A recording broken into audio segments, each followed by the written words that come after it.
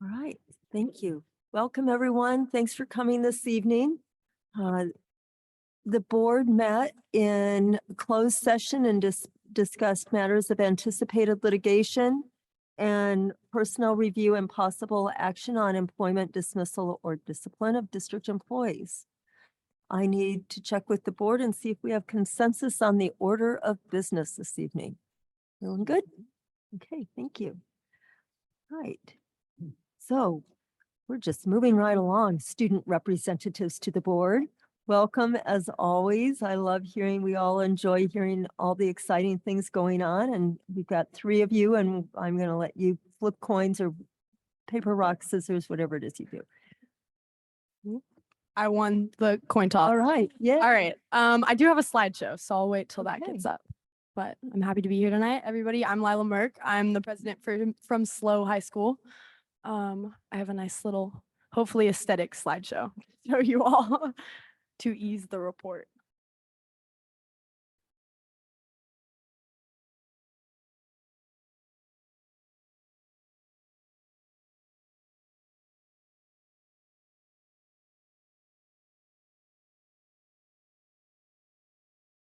Perfect. All right. SLO High School's report. On to the next slide.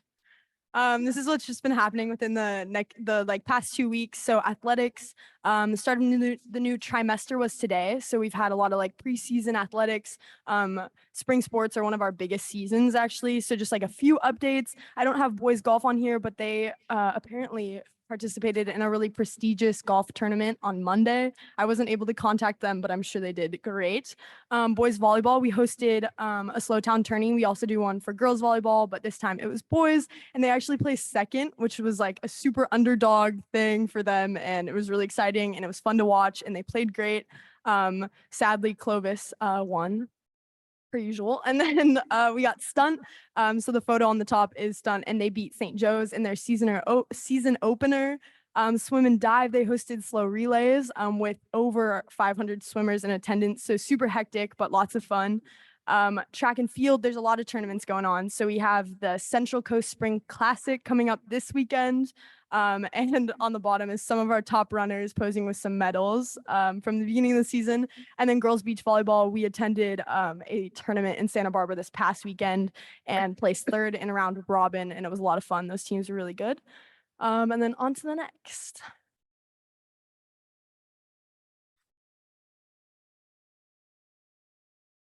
All right, health and wellness. This is a huge week for health and wellness with our Commissioner of Wellness and Inclusivity and also our wellness counselors. So the Wellness Center actually opened today, and I saw Mr. Clausen there and Dr. Prater. It was great to see you all. So there was a big ribbon opening ceremony, and they toured the Wellness Center, and it's just a space where students can go and get help and just sources for well-being. And it's really cool, and it's kind of kickstarting this whole week of wellness and well-being, prioritizing your well-being this week. We have transition mental health coming in on Tuesday, and art activities, and then also Wellness Club on Friday is hosting. So it's just getting students involved. And then also we have Cal Poly kinesiology majors coming in on Thursday at lunch on Tiger Lane, and they're setting up just a plethora of activities. We have food trucks and therapy dogs, and yeah, it's just a way for students to get involved and promoting all the things that we have to promote people's well-being at SLO High School. So that's really big this week. On to the next slide. Robotics. So our robotics team kicked butt this year, going 7-0 in preliminaries. And they also won the design award, which is a really esteemed award for, engineers. And so they won California champions, and they will be participating in Dallas, Texas in April at World Champions. So kudos to them. They did amazing. It was really impressive. On to the next. Performing arts. Okay, so of course the spring play is coming up. Everybody's really excited. We've got the Little Mermaid opening night is on March 8th. Definitely get your tickets. I will be there. It should be amazing. And the set design is supposed to be great as well. So on to the next. Beach cleanup. So we had to move around our beach cleanup a little bit, but it's super popular event with our student body. It happens at Avila this week. It will be on Saturday. And students go and they can get community service hours. They partner up with their friends and just collect trash, and we weigh it, and you get prizes and a unique shirt every single time. We have our graphic design redesign a label, and then we order a bunch of t-shirts. So it's super popular and a really good time, and people get awards, and you're cleaning up the environment. So that's really cool. And then on to the next. 24-hour relay. So I'm sure there are questions and thoughts and just a lot of concerns about this, but the last one that we had was in 2017, and the students absolutely love it. But we're of course doing some adjustments. 24 hours is a lot, and kickstarting it back from COVID, it will only be 16 hours. It used to be run, and we raised money for Friday Night Live, which is our drug and alcohol prevention club, and a bunch of high schools have it. But this year, as we're kickstarting it, it might just be like a promotional event in which we run it, get it started, and then Friday Night Live will be able to pick it up in the next years. But we're just working out the details, figuring out the events. And if those not familiar with it, students stay at SLO High School. It's basically like a lock-in, and you walk around the track for 16 hours. You have like a team of 10, and you all pitch in like $50. And we have events throughout the whole night, like a hypnotist, there's like bull riding, there's a silent disco, and students raise money. You can like bid on laps, and it's a great fundraiser. And we also talked to Frank Warren, who used to be the director, and he gave us a ton of great advice. And it's just a really cool event that we're hoping to bring back with all, the Measure D and all of this, just bringing more life to campus, and also promoting Friday Night Live, which is a club that kind of waned with COVID. So yeah, that's my presentation. Thank you, guys. And if you have any questions about 24-hour relay, feel free to ask me, email me, shoot me a text. Thanks. So I wanted to let you know that I think within maybe 15 minutes of the Wellness Center opening today, it was up on Instagram. So I really appreciated that, as I was unable to attend the opening. And I think I have probably spent the equivalent of about a week, maybe going on 2 weeks of my life at 24-hour relay. So Hopefully you enjoyed it. Hopefully they were a good 2 weeks. it was quite an experience every year. Okay, and let's hear from Morro Bay. Hello, everybody. My name is Colton Franklin, co-president of ASB at Morro Bay High, along with my other co-president, Ruby Scott. We're just going to be giving you a little bit of an update from Morro Bay. We hosted our once every semester blood drive last week, which was an awesome success. Our organizer of philanthropy, Georgie Wheeler, does a great job every time. She makes sure to get all the time slots filled by students, and it's just a great opportunity to donate to a great cause. Along with SLO High, we also opened our wellness center on Monday and saw almost every single one of the board members there on campus, which is awesome to see. Our wellness center is really just a place for students to go if they're feeling a bit stressed out, if they're dealing with some issues. It's just a safe space for everybody on campus. We really wanted to get the message across that it's for everybody. And I think we're doing a great job of that by implementing our week of wellness. On Monday, for the ribbon cutting, we had therapy dogs. Today, we shared donuts as an ASB sponsored event, because what high school student doesn't love donuts? Tomorrow on Wednesday, we'll be having hot chocolate, and it'll be hosted by FNL Club. And then Thursday, there'll be gratitude chalk art in the quad of where the wellness center is. So if you guys want to take another stop by Morro Bay, there'll be some awesome student art on the sidewalk for you guys to see. And then Friday, we'll be having a yogurt bar, because once again, what high school student doesn't want free food? So that's just a great opportunity for everybody to kind of check in on themselves. And yeah. Also, we have our dance fusion show this Thursday and Friday at 6 p.m. in our pretty new theater, which is awesome. It's a fun couple of evenings, and it really showcases all the work that our dance fusion program puts in. There in the bottom left is just a screen capture of their promo video. It's on their Dance Fusion Instagram. So for all of you out there that are on Instagram, social media, check it out. It's pretty great. And then there's a flyer there for you guys on the bottom right. Also, our AVID 12th graders had a mock interviews last week with our awesome AVID coordinator, Miss Brinkman, there on the right side of the top left picture. She's absolutely amazing. Sorry. And students from Del Mar and Monarch Grove Innovate program came to Morro Bay last Thursday And they did activities with our engineering students and then toured the campus to see all of the great thing Morro Bay has to offer, like our auto shop, our art class, ceramics, film, graphic design, music, sports, medicine, everything we have to offer. So that was an awesome opportunity for them to see what their future high school will be like. And also Mr. Wendorf and several of our engineering students got the opportunity to tour Diablo Canyon Nuclear Power Plant last Friday, which was really great for them to see some of the local energy production in our community and kind of translate what they've been learning about in the classroom. And then we also held our winter sports banquet last night. If we could move on to the next slide. Thank you. Last night, and it was really well. I know our principal, Mr. Scaldi, always loves seeing a bunch of families of students all piled into a big gym to celebrate their athletics. And we had a pretty successful season. Two key highlights of our winter sports season was girls basketball, pretty much the pride of Morro Bay for winter sports at this point.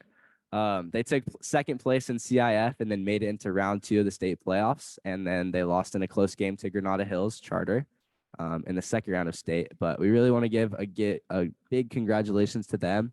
And just a couple of stats there on the right side. There are lots of records broken, most 3-pointers in the season. It's just a great array, great group of girls that brought some success to Morro Bay athletics. And I'll pass it off to Ruby. Hi guys. Like Colton said, I'm Ruby Scott, and I'm the other co-president of ASB at Morro Bay.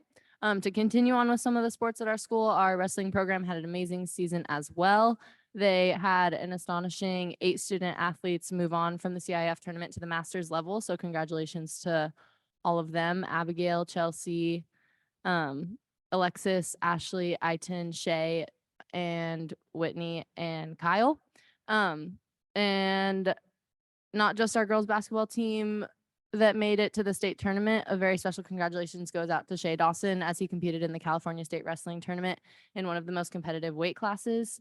And spring has sprung, so boys volleyball held a very successful tournament last weekend.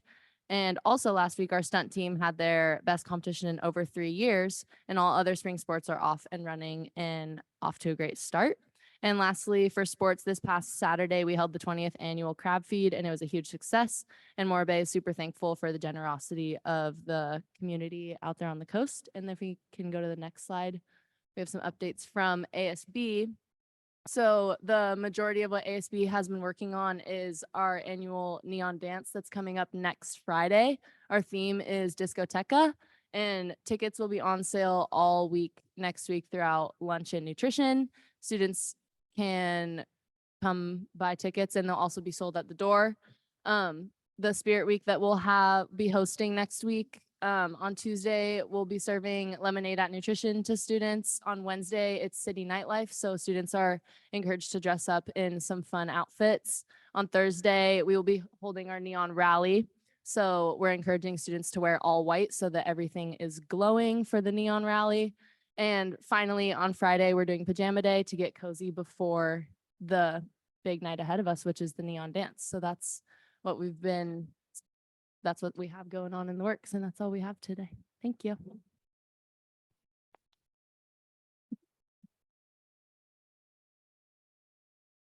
I don't know how you get any studying done. There's so much going on. Mr. Clausen. Can I ask a question? I have a question for both high schools. I'm just interested what the student body perception is to the wellness centers, and anecdotally, if you've just perceived any reactions, would love to know what the students think.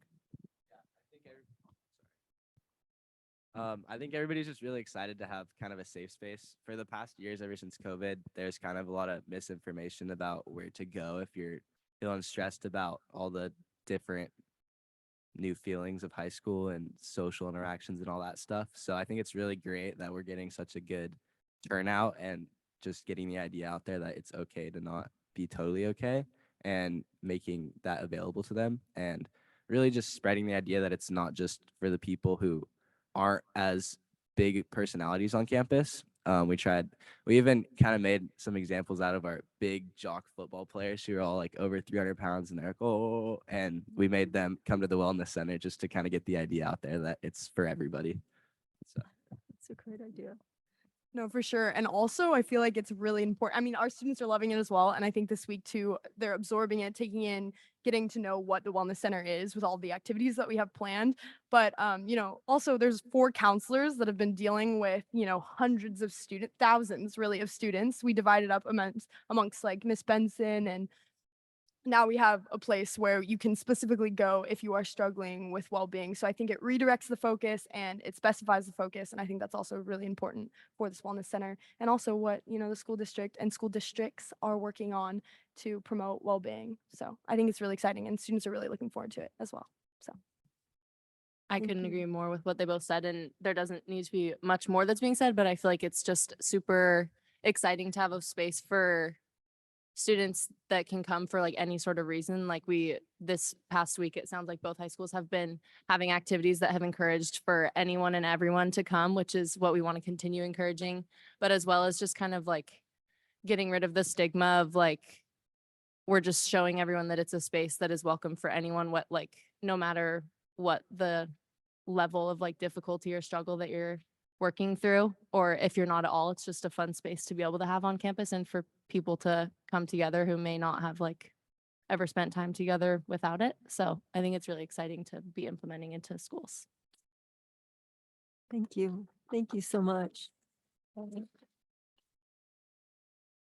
As always, you're more than welcome to stay, but we know just by your presentation that you have a lot going on, and that didn't even touch upon what you do during the school day. So if you need to move on, we very much appreciate you being here and sharing the great things going on at Morro Bay and San Luis High Schools. Thank you. Thank you. Thank you, guys. I was remiss earlier on because I forgot to mention that we have translation services available. I knew we were jumping into things too quickly. And thank you, Ms. Dawson, for reminding me. Although our very diligent translators are doing their work, but I did want to put out there that we have headsets in the back. If anyone requires translation services who's present in the room with us, and if anyone on Zoom would like translation, you can click on the little globe, the ball at the bottom of your screen, and be able to tune in. So again, I apologize for not having announced this earlier in the meeting, but here we are. Right. Our next item is Hawthorne Program Highlights.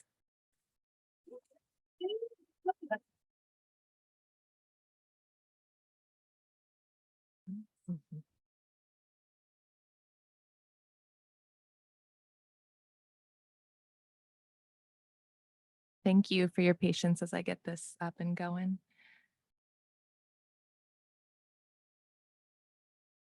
Okay.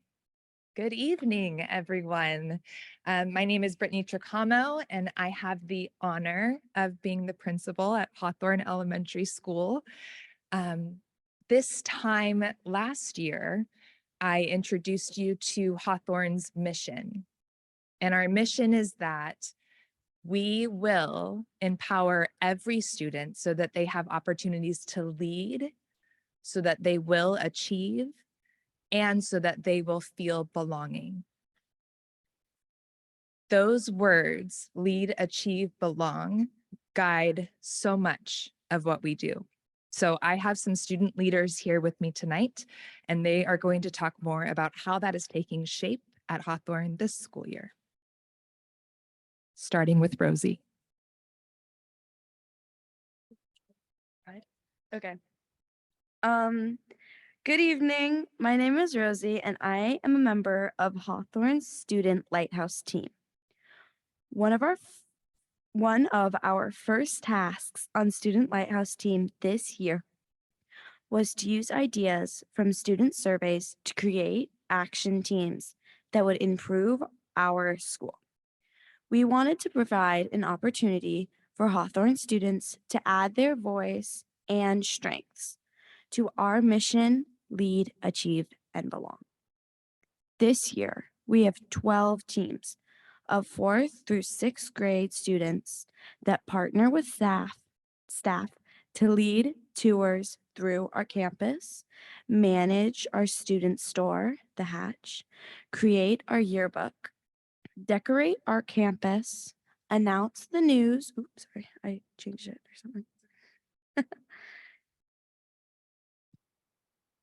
something. Support our library and read with younger students, and so much more. During the beginning of this process, representatives from each leadership team visited a staff meeting to collaborate with teachers and plan for the end in mind. Thank you. Here's Miles.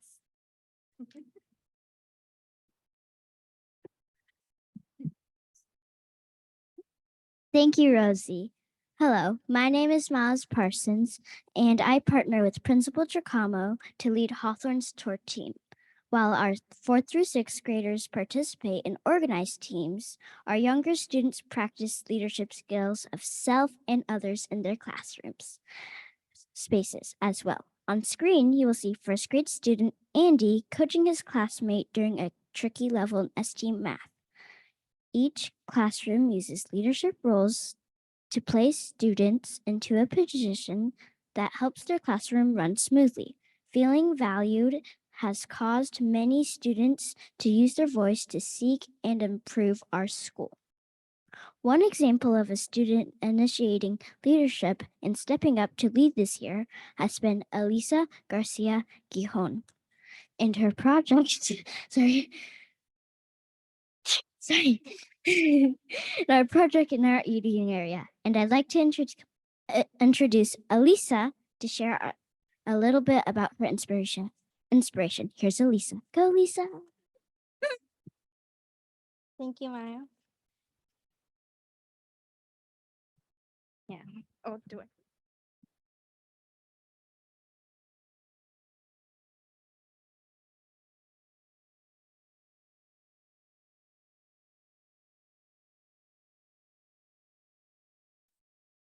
I created the Grass Pass team because I knew there was not a cafeteria crew this year. I had been a part of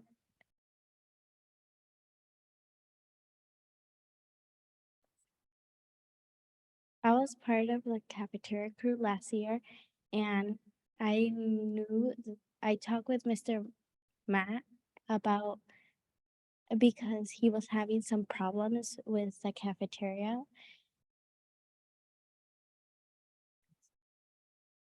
And so I did the team of cafeteria crew so we can help our school to be cleaner and can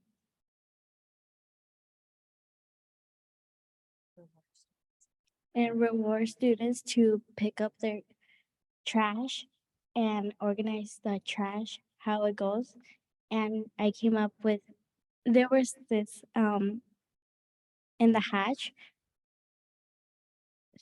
the grass passes, and that is a rewards to kids that clean up by yourselves to sit in the grass area.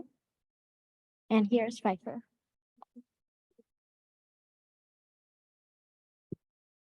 Good evening. My name is Pfeiffer. I lead a team of writers for the Story Street Journal, our school newspaper. Achieving at Hawthorne is a lot more than reading, writing, and math. To me, we can thrive if we bring our school community together by embracing diverse perspectives to lead, achieve, and belong. When our teammates, Olivia and Rosie, interviewed other students at Hawthorne about what achieving means to them, they heard about art, love of learning, helping others, coming to school, and getting work done. I'd say all of this would bring our school together to achieve a lot more.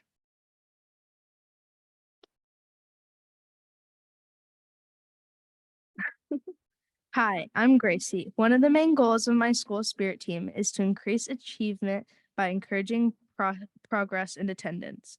So far this year, our team has created a system to motivate and celebrate attendance by creating 3 different ways to celebrate positive attendance: 10 perfect days of attendance, best attendance in school, and most approved attendance. Our hopes by the end of the year are that we have an average of 95% attendance rate and students are enjoying coming to school each day.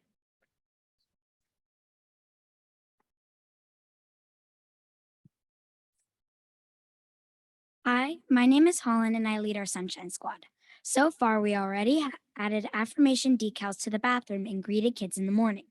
We hope to set up our Sunshine Box and hand out stickers on Friday mornings. One thing is for sure, we want all Hawthorne students to feel seen and welcome here.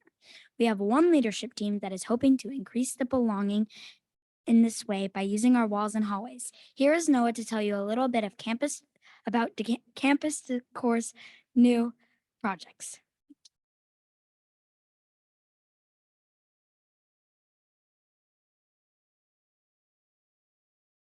Hello, our team's goal to showcase student worth and potential in the halls and on the walls of our school. So far, we have created light up drawings and art in the nurse's office. Right now, we are in the process of finishing a paper flower art installation for our NPR. The team thought this space needed more color and joy, so we will be bringing it to life after our school's performance of Wizard of Oz on March 16th. We did not want to affect their set design after all. By the end of the year, we hope that our school feels happier and cleaner.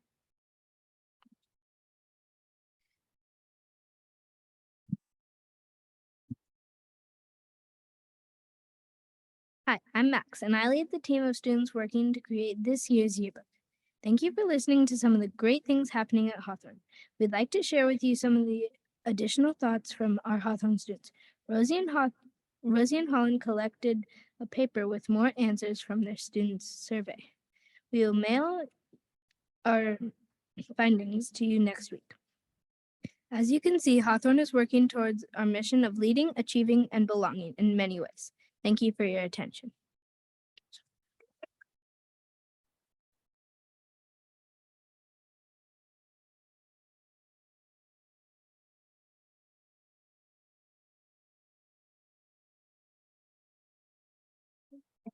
Thank you so much. After the photo op, after the photo. Go Eagles! Woo, Eagles! 1, 2, go Eagles. Go Eagles!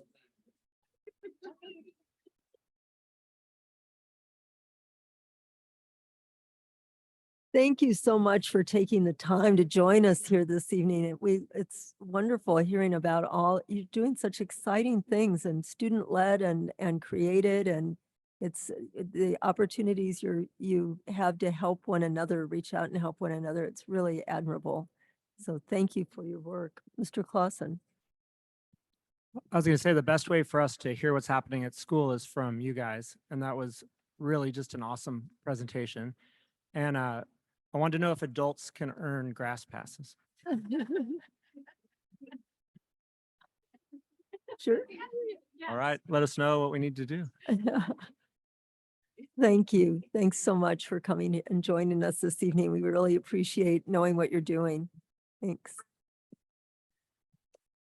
Oh, I'm sorry, Ms. Hinton. Yeah, just wanted to appreciate you. I was at your school recently and it's good to see you all here tonight doing such creative and useful work. Thank you very much. Thank you. Right. And thanks parents for coming and being with your kids. Yeah. Right.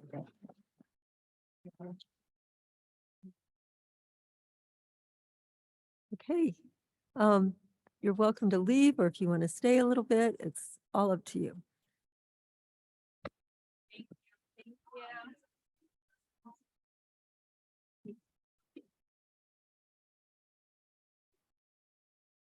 Okay, we'll move along. At the time the agenda was published, we had no correspondence. So we'll move into public comment. This is an opportunity for people to address the board on issues that are within the board's jurisdiction. You will have, there are yellow sheets at the back of the room that you can complete, please, and bring up here. We'll use those to know you want to address us. You will have 3 minutes. There will be a time counter that will appear. Pardon me? Oh, I thought you said something. There will be a timer that will appear on the screen so you can keep track. And as of now, it appears we have a couple of public speakers. Mrs. Roger will call you forward. Okay, I have one person who's requested to speak in person and one person who would like to address the board via Zoom. So I'll begin with Amber Wilkerson.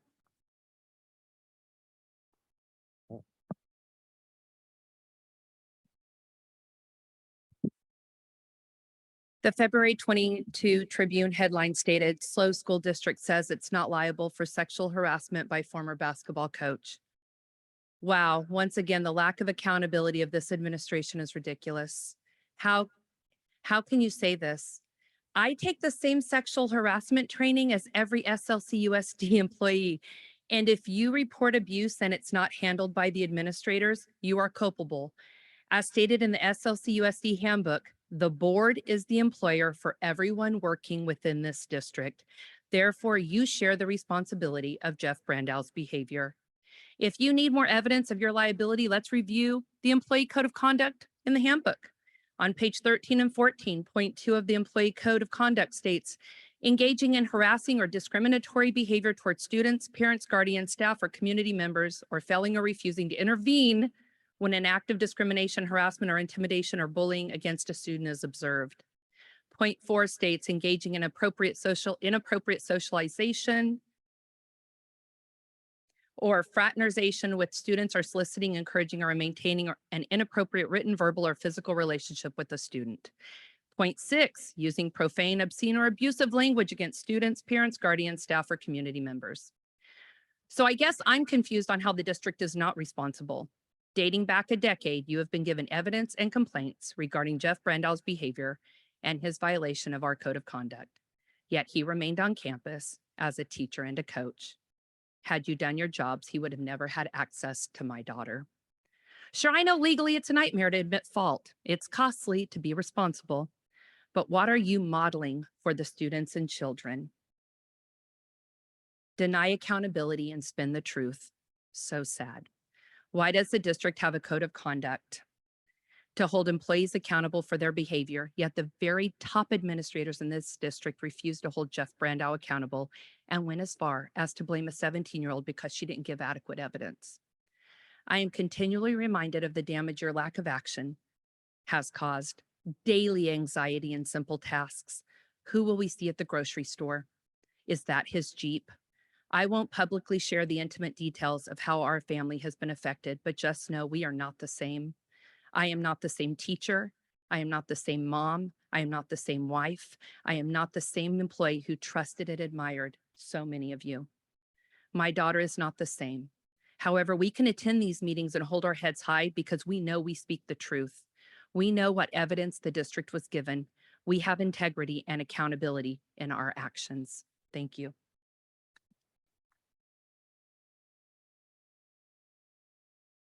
Thank you, Mrs. Wilkerson. And next we have Kathy Baker, who is addressing us via Zoom. Oh, you're here? Okay, I beg your pardon.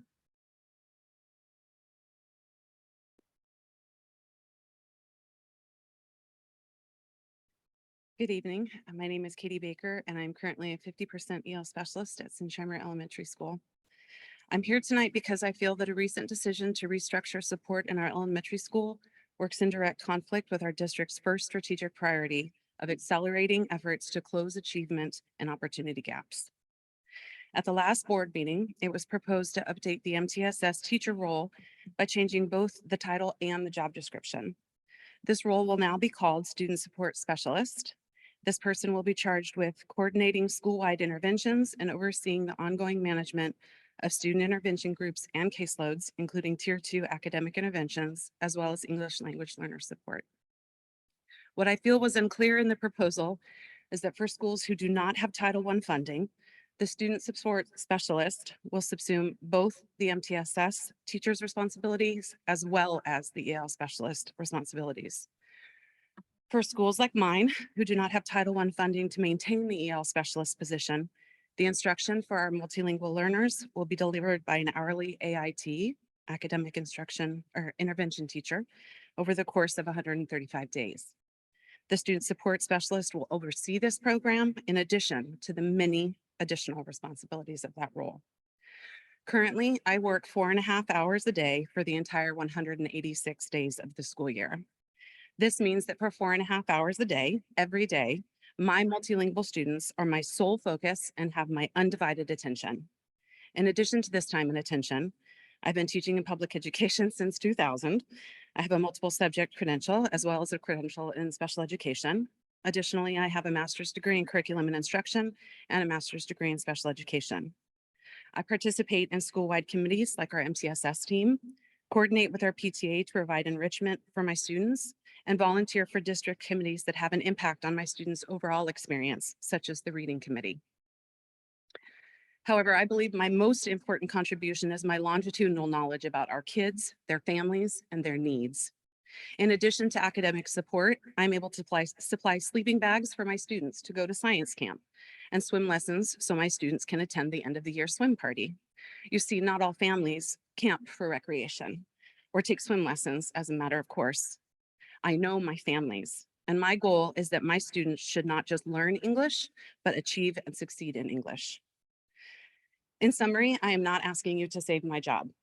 With a special education credential, I will never want for work. I am simply requesting that you ask questions, lots of questions, so that you can be clear on the impact of this decision for all of our multilingual learners, including the ones who do not attend a Title I school. If this restructuring occurs as planned, access to an EL specialist will be determined by your address. I ask you to please consider the equity of that scenario. Thank you very much. Thank you for your comments.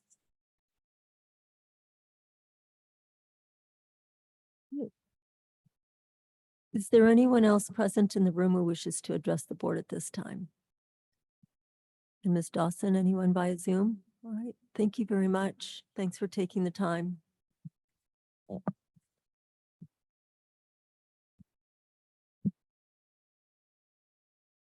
All right, we will move along to superintendent's updates. First is business and budget.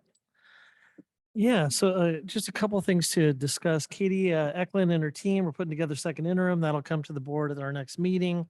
Again, it's kind of a check on the budget. Still, I've been sharing some items from the from school services about the budget and governor's projections. The LAO this month has come out, which is the Legislative Analyst Office, kind of runs the budget aspect of it. And they have tried to put a little pressure on the legislature in terms of the governor and this large deficit that the state of California faces, right? So again, we've talked about he's saying it's 38 billion, they're saying it's 68 billion, and kind of where that's going to end with some low taxes coming in. One of the items that I shared with the board was a thing called minimum state aid. And so again, when in times like these, they throw everything up on the wall, right? Of things they could possibly cut, work on, those types of things. So, but this is an item that schools for sound finance brought up. And basically when the LCFF was constructed, basic aid school districts, of course, are not part of the funding formula, right? We're kind of outside of that. And so, in the past, the basic aid districts still got what's called categorical funds. At the time, along with other districts. And so when LCFF came in, they took away categorical funding, but they left a thing called minimum state aid. And for our school district, it's about $3 million. So that was just an item that was a potential that was brought up recently. So we'll be, of course, looking at that, seeing what's out there. Schools for Sound Finance, who kind of supports basic aid school districts, will be advocating on behalf with the legislature. And so I'll just keep the board updated as this unfolds to see if it's something that is, something we need to consider or worry about as we move forward. It's still unknown at this point, but more to come on that aspect of it. Right, next Ed Services, Ms. Yamashita. Good evening, board. I wanted to update you on some of the busy happenings in the Education Services Department. I and my team have been attending another Inclusion and Belonging meeting at SLCUSD monthly. I also got to attend the AI K-12 Deeper Learning Summit in Anaheim last week with Christine Robertson and Stephanie Shepard. And I'll definitely bringing more and new information to the board shortly about AI and the new future we're all about to jump into. I did some work with our board policy subcommittee. I've been out to site visits. We held a couple principal meetings. We held a Prop 28 meeting with elementary staff members and SLCTA staff members to get feedback and input. I attended an ELAC meeting. We had an LCAP planning meeting. I also worked with the Curriculum and Improvement Support Committee, which is part of the California County Office of Superintendents, at their leadership symposium in Monterey a couple weekends ago as well. And they had a lot of curriculum instruction-based leadership items I'll be bringing to the team. So busy, fun times. Thank you. Right, Measure C and D update, Mr. Pinkerton. Yeah, so we're continuing on our meetings. Again, I've talked about, we have my last Measure D CBOC coming up. We're going to have a plaque ceremony for both schools, right? To kind of finalize the Measure D projects, even though there will always be more projects to get accomplished at both schools as we unfold. And tonight we have an action item, what we continue to look for state funding, any way we can, CT funds, state allocation board, TK funding, those types of things. So that's up next. Right, thank you. Yeah, our next item is 9.01, a resolution regarding naming district representatives and authorizing participation in SAB administered programs. Yeah, so basically this is just a resolution for the board to allow Dr. Prater or myself to sign off on the applications that go forward to the state authorization allocation board for us to receive our state funding. That's simple. Okay, I will go to the public to see if anyone from the public wishes to address the board on this topic. It's fascinating, important topic here. Yes. All right. Normally everyone leaves when I get up and speak. Okay. Seeing no one, I'll come back to the board. Any questions from the board? All right, and so we will take a vote. Ms. Dawson, I've lost my sheet. Sorry. I know it was up here somewhere. It's around here somewhere. I can make a list. All right. Prepared to make a motion. Yeah, so the first thing I need is the motion, Mrs. Roger. Thank you. I move acceptance of resolution number 16-23-24. Mr. Unger, I second that. Mrs. Roger, Yes. Mr. Unger, Yes. Mr. Clausen, Yes. Mr. Buckman. Doing this the old fashioned way. Mrs. Hinton, Yes. Mr. Banfield, Yes. and I am a yes. So I would be remiss if I didn't say thank you to Kelly Lee, who is in our BG department and puts all these applications together for the school district and is a remarkable person. So kudos to her for putting all this together and getting us those extra funds to complete all of our projects. Thank you, Kelly Lee. An ongoing thank you. This is big work you do for these bond measures. Right. Next item is 10.01 Secondary Achievement Report. The focus is math.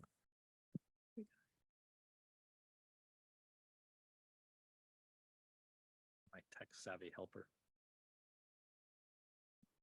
Thank you. You're so good. Thank you. Good evening, board. Thank you. I was sitting back there and I was thinking to myself, hopefully I can make the presentation as brief as Ryan's from about 2 minutes ago, but probably not going to be the case. So I want to start off this evening by shout out to our incredible teachers because the report that we're walking through and some of the celebrations that we're going to share at the very end direct reflection of the work that's been done by our teachers and especially our teacher leaders. I want to call out specifically at Bishop's Peak, Kim Kelly, who teaches in 6th grade, Hannah Dodge at Teach Elementary, and also our department chair, Amanda Farrell, who's our lead teacher at Laguna Middle School, along with obviously our curriculum TOSA, Jane Hawley, for their incredible work.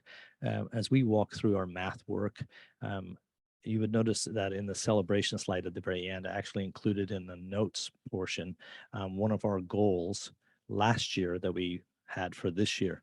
And it's really wonderful to always report back that we actually did achieve that goal. Bringing people together and bringing our teacher leaders together was so important for us.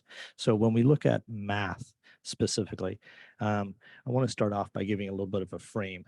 Since 2014, we've used the MDTP. It's a little bit of a tongue twister. It's the Math Diagnostic Testing Project that's based out of UC San Diego, scientific research-based math diagnostic assessment. Over the years, since 2014, over the last 10 years, we've really morphed and linked this MDTP with our students in assessment. I think 6th, 7th, 8th, 9th, 10th, 11th, 12th grade. And then it's dependent on the courses that the students are enrolled in.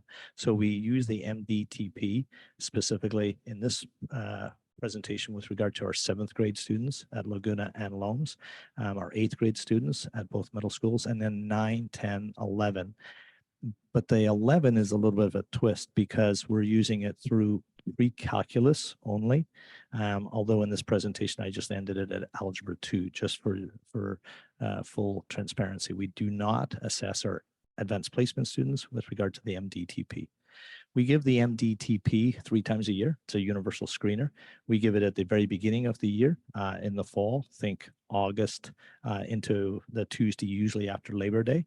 And it's really a dipstick. We want to see where the students are at for readiness in the course that they're currently enrolled in. So if you think about a 7th grade student, we're giving that assessment to see where they're at. It's not a summative assessment. It's not graded from the perspective of the student where they get a score in their grade book. It's for our staff and for our students also to see where are they at as they enter that specific course in math. Then we give that same assessment again in January. That's the winter assessment. And the reason why we want to give that same assessment again in January, because that's part of our professional development work over the last 3 years with Dr. Michael McDowell, where we're looking at our learning sprint. We're looking at that growth over time. So it's really important that we recognize that the diagnostic is given in the fall, and then the same assessment is given in the winter, because we want to see growth over time for our students. And then finally, we give it in the spring. And the spring is the assessment that we're going to use as they cycle into the next level of math, whatever that math level might be. So if I'm a 7th grade student, I'll be progressing into the 8th grade at the end of 7th grade. Naturally, I want to see how am I prepared in order to meet the challenges of the next year's course. And as we know, as mathematicians, and I know we're all mathematicians, we learn that it's linear progression. So it's always constantly cycling. The MDTP is just one metric, just one. We use, we have SBAC data. We have, obviously at the high school level, we have advanced placement data. We use common assessments, but the MDTP is a dipstick that's used by our staff when we're looking at progression for our students. This first slide, I'm talking here about 7th grade math at the 2 middle schools. So again, with the frame of reference being mastery in the fall as they take that first assessment, and then we're looking at mastery in the second assessment in the winter. And our goal is always to make sure that we see growth over time. And we're happy to report the work of our teachers show and our students show that we're growing. And in this example of what I did was I circled the 19% mastery in the fall, and we see that growth to 41% in the winter. So things are moving in a really positive direction for our students, and a really compliment to our staff for the work they're doing. When we look at 7th grade accelerated readiness, those are our students that are coming in obviously from 6th grade. Students move into the 7th grade accelerated program at Laguna and Loams. And the students have the opportunity to take accelerated math when we analyze their SBAC scores from 6th grade. And when we look at those SBAC scores, we're also looking at their MDTP proficiency from 6th grade. So remember, when the students are taking that proficiency assessment in the spring of their 6th grade year, we're looking at, do we have a criteria for entrance? And what we use is we have a 3 on the SBAC. If you remember on our previous presentation, Stephanie and I would talk about a 1, 2, 3, or 4. A 3 is showing proficiency. And we usually look for a cut score within that proficiency model of approximately 2,600. That's like the sweet spot just to kind of think about. And then we're also looking at about 75% proficiency rate on that 6th grade MDTP. And we're happy and excited about the fact that we've seen exponential growth in our enrollment in our 7th grade accelerated programs at both middle schools. And we're very proud of that. And when we look at the 7th grade accelerated readiness, you again see growth over time between the fall assessment and then the winter assessment. 8th grade, similar pattern. When we look at our 8th grade students at both Lomas and Laguna, these are our students in our 8th grade on-point math course. So we're looking here and we're seeing 33% are proficient in the fall, and it's gone up by 10% as we assess in the winter. So again, moving in the right direction each and every time. Now, one of the unique pieces of middle school math is the opportunity for our students to be enrolled in an accelerated program in middle school math. And I'm happy to remind everyone that last year we came to the board and we actually changed some of the language around our middle school math. And now we actually have Algebra 1 as the course reference in middle school, as opposed to 8th grade accelerated. For a long time, we would talk about 8th grade accelerated math, and we formally changed that here at the board level last year. So now the students in 8th grade are actually completing Algebra 1. There's so many advantages of that. Very simply, it means that when those same students are applying to university 4 or 5 years later, the transcripts actually say Algebra 1, so that the transcript analysis, when they're submitted to the university, they're not trying to find where did the students take algebra or an accelerated class in middle school, because if you think about it, they're looking at their secondary transcript out of high school. So that's a really positive piece. But back to our conversation this evening, we're happy to report that our Algebra 1 8th grade students, again, proficiency, readiness for the course that they're enrolled in the fall is really, really high. It's 88%. And that's the work of our students, but also think about the work that's being done by our 7th grade accelerated program.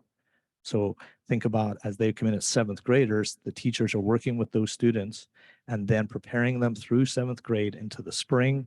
And as they come back over summer, they're retaining a lot of that information. And that's kudos to student and teacher alike. And then when we look at the winter, they continue to grow. And if you are a student of math, you know that that incremental growth is really, really difficult when you have a very high metric to begin with. Here you have 88% proficient. Moving the needle is really difficult, and they've done that.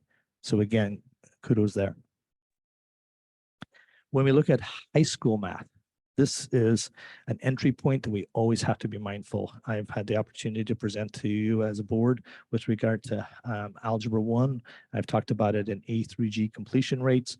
We know that algebra can be a course that a lot of our students struggle over, and it tends to be one of those courses that can be an inhibiting factor for A through G completion. They're taking it their very fresh year in high school, and when we look at our proficiency rate of our students enrolled in Algebra 1 at the high school level, it's 22% readiness in the fall.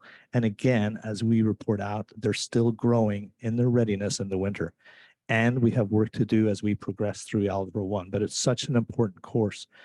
Some of the strategies that will be used at both both high schools with regard to Algebra 1, we tend to see lower class sizes in our Algebra 1 programs. We want to make sure that that first best instruction is available. And then we're always looking at our intervention strategies. How can we support our students in Algebra 1 whenever possible? We look at high school geometry. And something to think about in this data point is we have high school geometry. We have 2 levels in high school. We have the college prep level and we have the honors level. All of the students are combined in this assessment. So I'll let that sit for a moment. All of our students are combined. In high school geometry, you tend to be in geometry in high school as a 10th grader. Accelerated students tend to be in honors geometry as a 9th grader. So I'll let that sit for a moment. So our incoming 9th grade students who are in the accelerated piece coming out of middle school tend to be in honors geometry, and Students would normally take geometry in the 10th grade. So again, when we look at those proficiency levels or those mastery levels, we're again seeing growth, 23% in the fall proficient. And then on that same assessment, growth over time, 33%. Okay.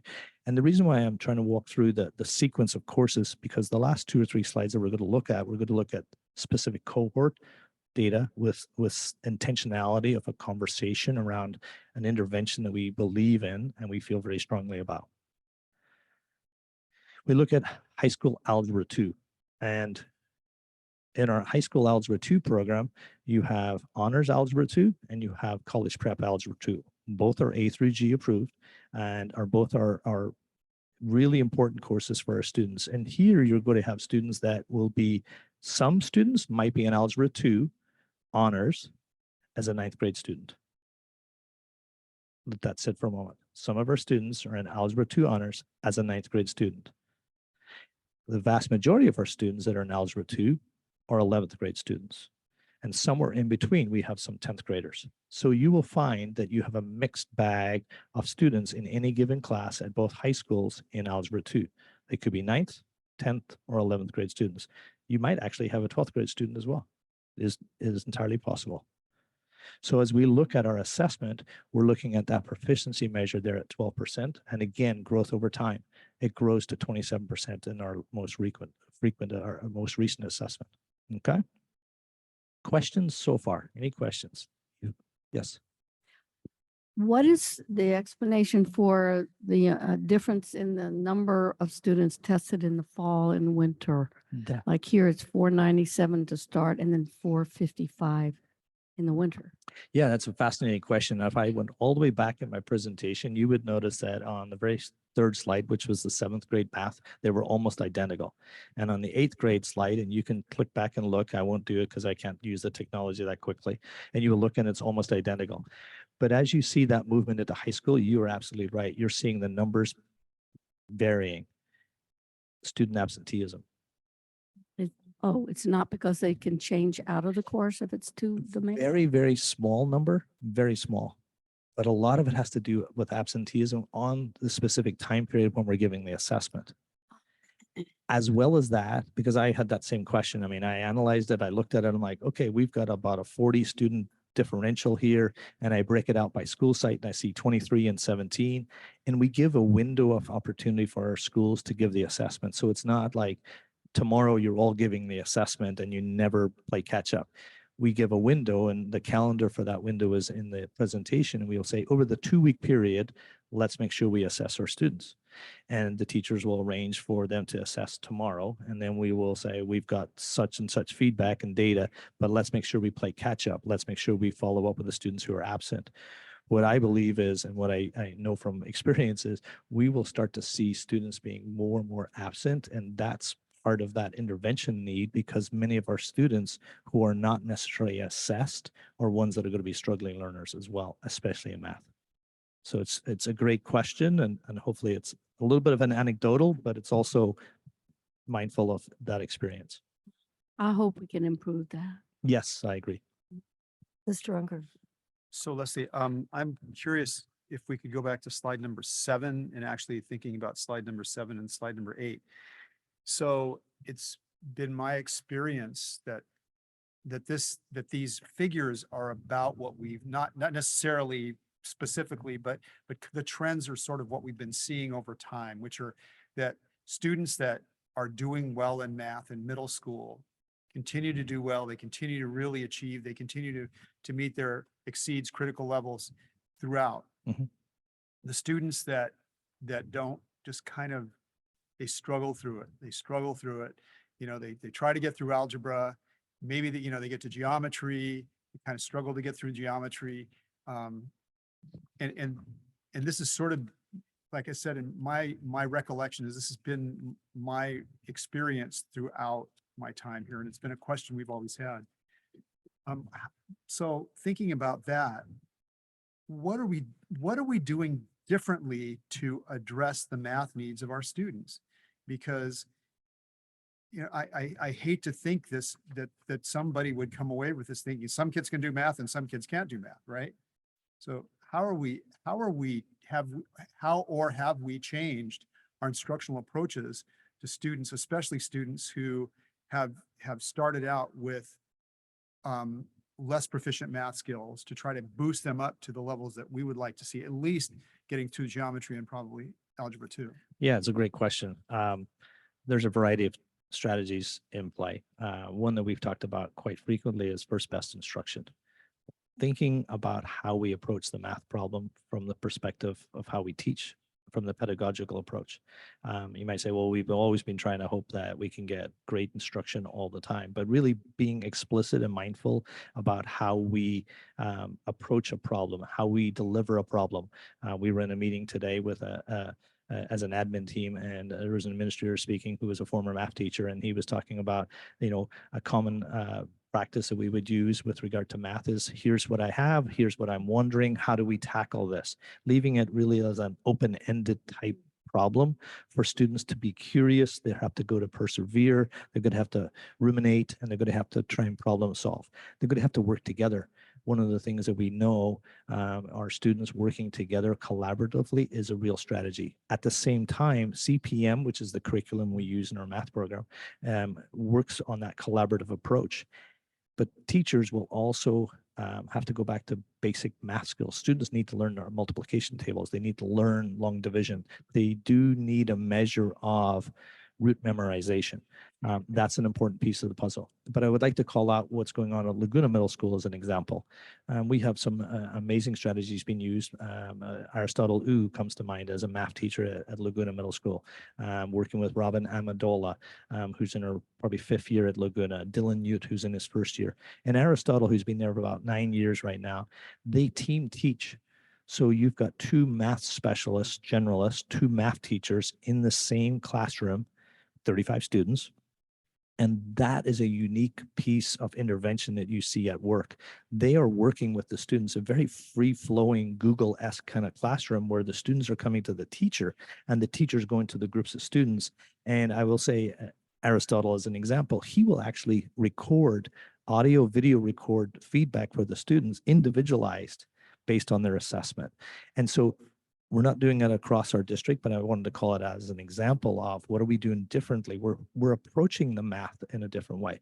The second large piece I want to celebrate, as I started, Kim Kelly, Hannah Dodge, Amanda Farrell, our 6th grade teacher teams have come together this year. All of our 6th grade teachers, city and coast, have come over 3 days, sprinkled throughout the school year, to look at our scope and sequence in 6th grade math. They're looking at developing common assessments and scope and sequence in 6th grade math, because that's the student's first entry point into CPM. Remember, our students use Bridges math through 5th grade. When you're sitting in that space with those teachers, they're feeding off each other great ideas and strategies of how to approach the math. In 7th and 8th grade right now, under Kim and Hannah and Amanda Farrell's leadership, our 7th and 8th grade teachers are coming together, and they're breaking out by cohort to look at their scope and sequence, developing true common assessments, and reviewing how do you approach this problem, and then how do you intervene when students are struggling with this problem. They're looking at that content expert piece from that really explicit lens, and that's something that we've not been able to do for a long period of time. We were in COVID, and math PD, it's tough to pull teachers out of the classroom, but we've made that investment of time. I would call those out as examples. So when I walk into classrooms and I see Number Corner and I see Bridges math, it's very exciting to me. I think it's the way that I wish I had learned math when I was a student. How well does what we're doing at that level coordinate with the 6th grade, with the change that we see in 6th grade, and then 7th, 8th, 9th grade on up? Yeah, it's a great question. I think what we have to really always come back to is we want to make sure that the students feel comfortable and confident, persevering and struggling a little bit in math. And that's natural. And they're all going to learn at a different rate and a different speed. And just because you're not necessarily in 8th grade accelerated math does not mean that you cannot be successful in Algebra 2, does not mean that you can't be successful in AP Calculus as a measurement. And so it's trying to comfort students to know that this is a natural kind of process that you're going to have to struggle through as you learn and work and grow together. Thank you. You're welcome. Mr. Clausen, then Mr. Buckman. So when you take out the accelerated seventh and eighth graders, it seems like a clear majority in every cohort is not reaching mastery. I mean, what should the takeaway be from that? Yeah, it's a great question. We have to look at the why.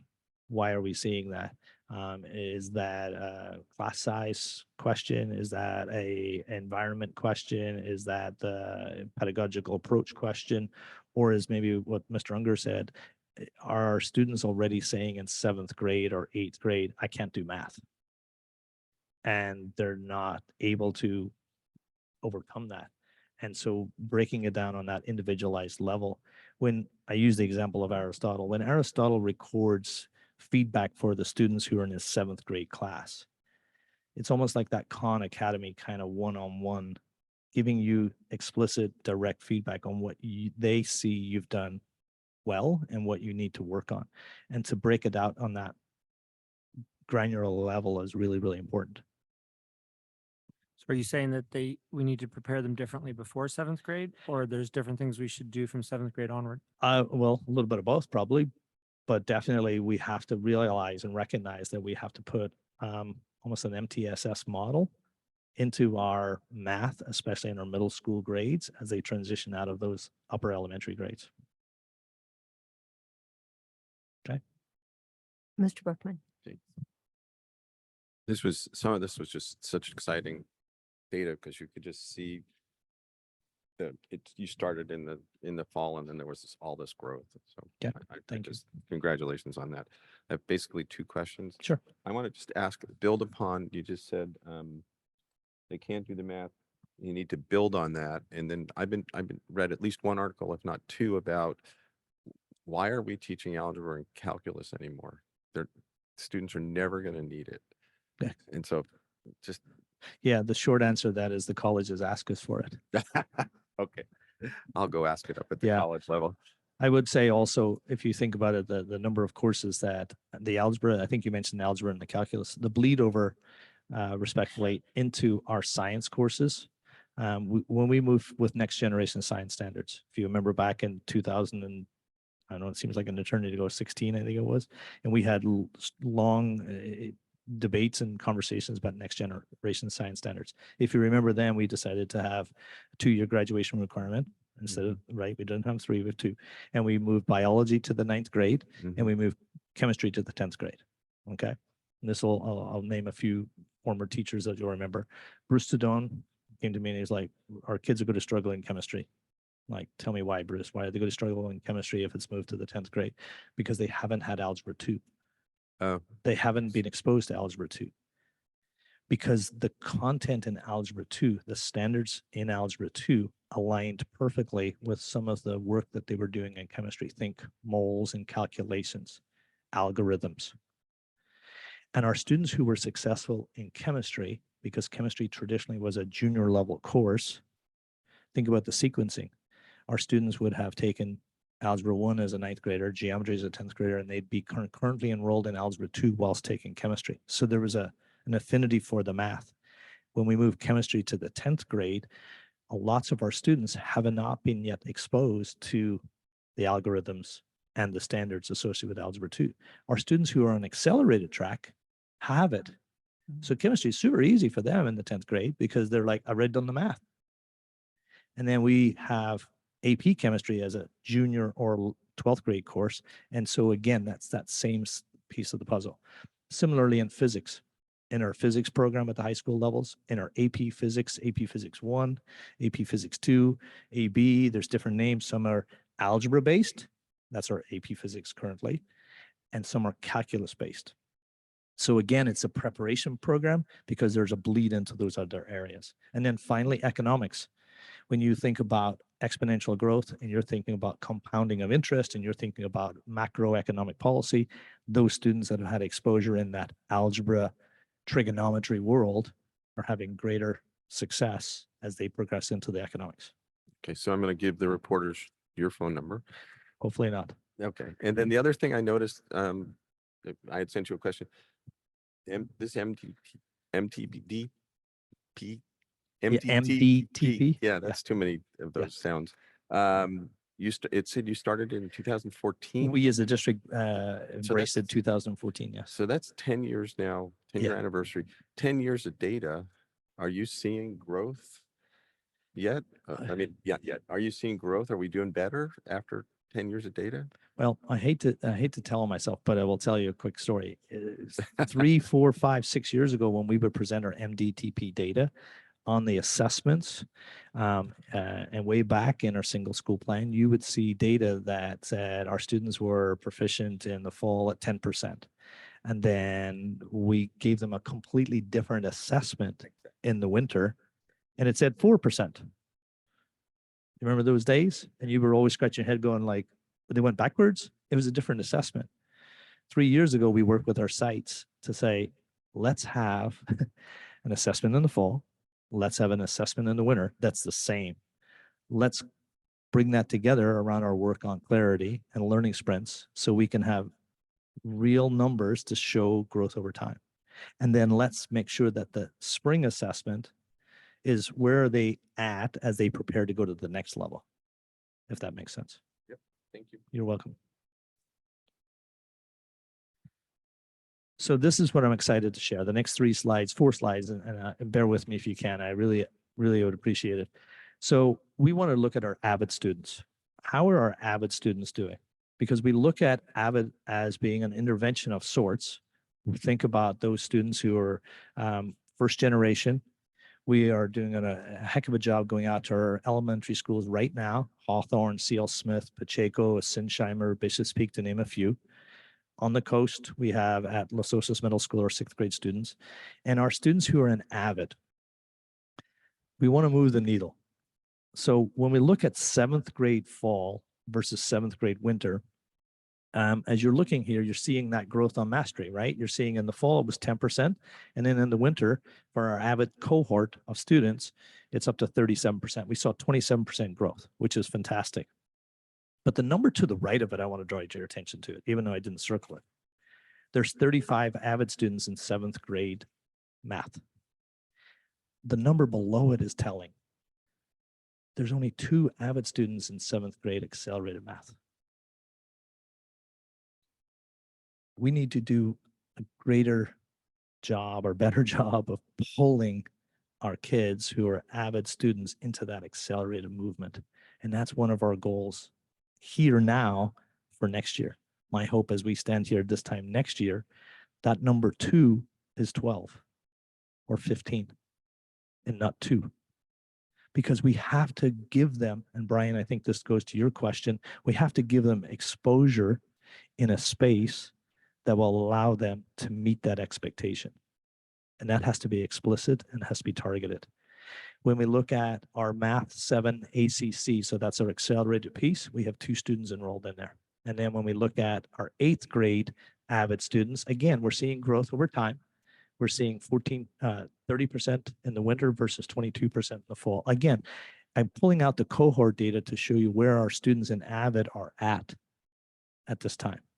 Okay, questions about this specific slide? I'm not specifically about AVID, but just how do our MDTP scores relate to this SBAC scores that we're seeing? Yeah, great question. So going into the weeds a little bit, one of the fallacies of MDTP versus CPM, that was a lot of letters right together, they're not perfectly aligned. So what we're assessing in MDTP, standards-based, our CPM curriculum, standards-based, state standards, but they don't necessarily intersect at exactly the same time. And in our math curriculum, that's one of the pieces of feedback we hear from our teachers a lot. You know, I'm teaching X, Y, and Z, but X, Y, and Z isn't assessed on this assessment currently, but we all know that X, Y, and Z will bleed into something that will come later. And so that's a piece of the puzzle. The second answer to your question is, we'll a lot of times see our MDTP diagnostic assessment results as being lower than our SBAC results. If you recall, our SBAC district-wide is close to 57% proficiency, which is very, very high. It's a celebration. So this is just one data point that we're bringing to your attention. Okay. Mr. Buckman. Yeah. So big fan of the AVID program. I am. And I think it's just amazing. Is there currently a cap on the number of Avid students that we can carry at one time? No. Okay, so when I looked at the requirements that you sent me, it's pretty much that the family has to be motivated to get in there. And that, it seems pretty limiting somehow. Is there, heard of 100% Avid schools, right? Just Yeah, it's a great question. There's Avid wide schools. Yes, absolutely. Sunnyside High School in Fresno's Avid, state recognized high school for Avid strategies school wide. So a lot of times you'll say they're an Avid demonstration school.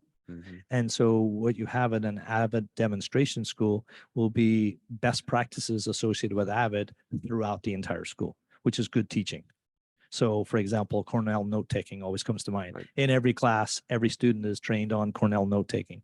You've got thinking maps being utilized by the staff to really, really support the students across all grade levels.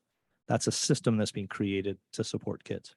So I hear that staff and you are very happy with the Avid results. And so I'm wondering, is there something that I can do, what we can do to make Avid available to more students?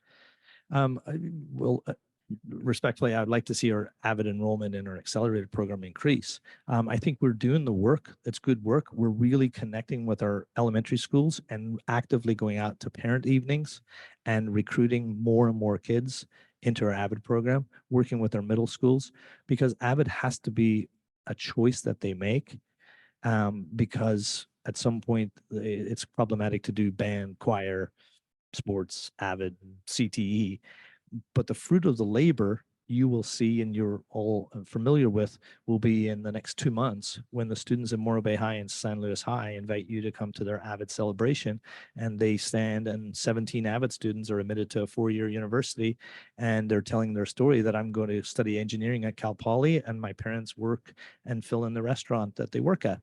And they're so proud of that. And then they tell their journey and their story, and they say, in 7th grade, I was at Laguna and I was in Miss Lincoln's class, and I had Mr. Monroe as a 9th grader, and then I had Mr. Harmon, right? And I had Ryan Turner, and I had at Morro Bay. That's the journey. So yes, you're right. They have to be committed, and that's a sacrifice. But we've had the pleasure, I think Mr. Unger was with me, where we interviewed Avid students in a mock scholarship. How powerful was that opportunity for our students and for us to see firsthand what that looked like? So just thank you. That You're explains a welcome. lot. But just from my perspective, as I look at the qualifications, it's almost like we're reaching out to kids. They're already successful. They're already on a success path, and I just wonder how you turn that, get it to the kids that actually. I mean, they all need it, but there's kids that are getting left behind, I guess. I don't know. I would say that the vast majority of our Avid students that we're recruiting might not consider themselves to be successful. I think we're really intentional in seeing that spark and that potential in our students and asking them to meet us halfway to fulfill that potential. Pardon me, Mr. Buckman and Mr. O'Connor. When we, Mr. O'Connor and I agree that we need larger and more participation in Avid because the outcomes are so good for our students. And to that end, as we met with our secondary school principals, we are going to double the enrollment in Avid at Laguna Middle School next year. And we're also going to double the enrollment at SLO High next year. And we're trying to, those were the 2 schools with section increases already planned. So we are planning to grow that Avid program here, although we're not ready to go school-wide. Yeah, I understand, but thank you very much. That was great information. Yeah. And then just a shout out to the work of our Avid team and Jane Holly specifically. Our goal in October of 2024 is to actually hold a regional symposium in Avid at Morro Bay High School on the coast. So we're bringing the best in California to us because we're holding up Morro Bay High and the work that's going on at Los Osos Middle School as a model and bringing those leaders to us to work together in that PD model. So instead of us traditionally going to San Diego or us going to Anaheim or fill in the blank, they're coming to Morro Bay High. And so we're really super excited about that and more on that later. Thank you. You're welcome. So question that just occurred to me is, recently in the news, we've seen that the SAT is starting to be required for at least Ivy League universities for admission as actually a fairer way to admit students. So how is what we're doing relating to the SAT as well as their grades? Because that seems to be an up and coming issue. Yeah, it's a great question. Being a parent of a junior right now, having the opportunity to speak with lots of colleges in a normal day, they're using the phrase holistic grading, which is really fascinating. And when you dig into it from a positional perspective, and we introduce ourselves as, representing the district, what does that mean? And they let you behind the curtain. Well, if you've taken the SAT or the ACT, we certainly look at that. So we're not just seeing it in Ivy League schools. We're seeing it in many of our universities. It may not be formalized, but to answer your question, we're trying to prepare our students to be able to take the SAT, the ACT, not as a definite entry point, but we have to familiarize our students, all of our students, but especially our avid students, because you've heard me speak many times about making them able to apply to college, right? College eligible, but I've also said repeatedly, we have to make them competitive in order to be able to walk through that door. So what we're trying to do through our math achievement is to make sure our students are competitive by giving them access to, and fill in the blank. Algebra 1 and 8th grade math. Here again, looking at our avid students specifically, looking at where our students fall. Here, it's super important to see, but we're looking at middle school. So I want to draw your attention to the fact that in Algebra 1 in middle school, on the far right-hand side, how many students that are in Avid are in Algebra 1? We have 9. In the previous slide, we had 2 students that are enrolled in 7th grade accelerated. We have 9 students in Algebra 1. Why? Because we are intentional in trying to encourage and raise the bar to have greater access and enrollment. When we look at high school, there's a lot of data on here, and I apologize, but there's one thing that I want to call out to you, and it's on the left-hand side with the red box, and on the right-hand side. So from top to bottom, you have Algebra 1 in the fall for avid students, and winter Algebra 1, and you see growth over time, which is super important. Remember, the majority of our Algebra 1 students who are avid students will be in Algebra 1, avid students, 9th grade, Algebra 1. 10th grade, they're going to be in geometry. Again, growth over time. But I specifically called out Algebra 2 here, 10th grade. We have 11 students who are avid students who are in Algebra 2 honors as 10th graders. That's intentional. We are trying to somewhat play catch up with that competitive piece. And below that, you have the Algebra 2 fall and winter. 31 of our avid students are in Algebra 2 as juniors, but 11 of them are in Algebra 2 as 10th graders. That makes them more competitive as they're moving through high school. And to go back to your question, I think, Mr. Unger, about the SAT or ACT, they're getting fast tracked to be able to be prepared to be competitive and take that assessment. Excuse me.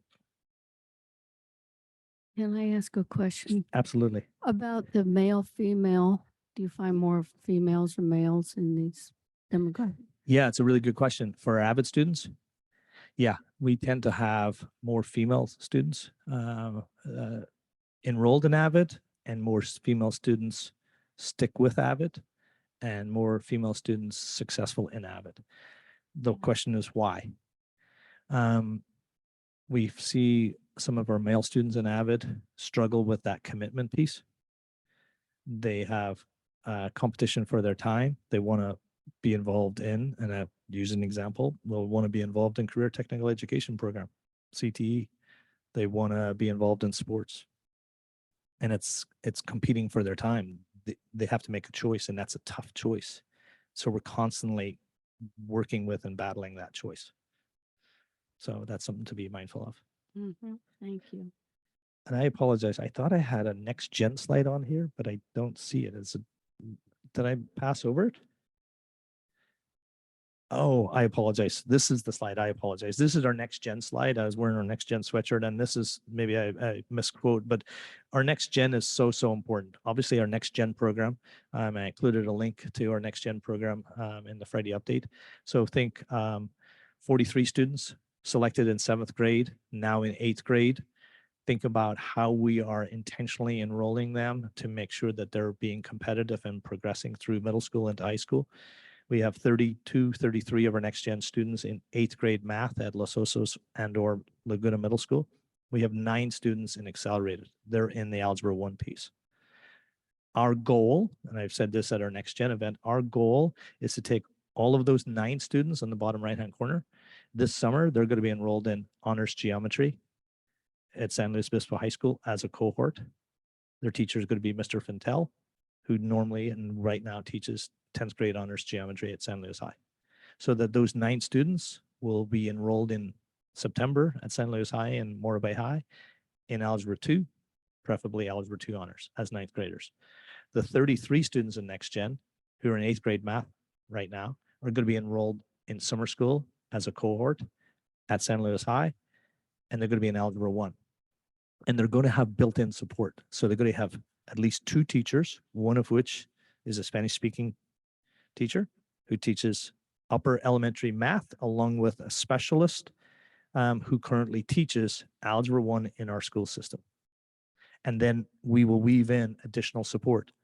Ideally, we would weave in student helpers who right now are upper high school students, think 11th, 12th grade, who are enrolled in AP fill in the blank calculus, so that we come around the 32, 33 students that are next gen to really wrap our arms around them to give that support through the 6 weeks of summer so that they're positioned as they walk on the campus in high school in geometry honors as a 9th grade student.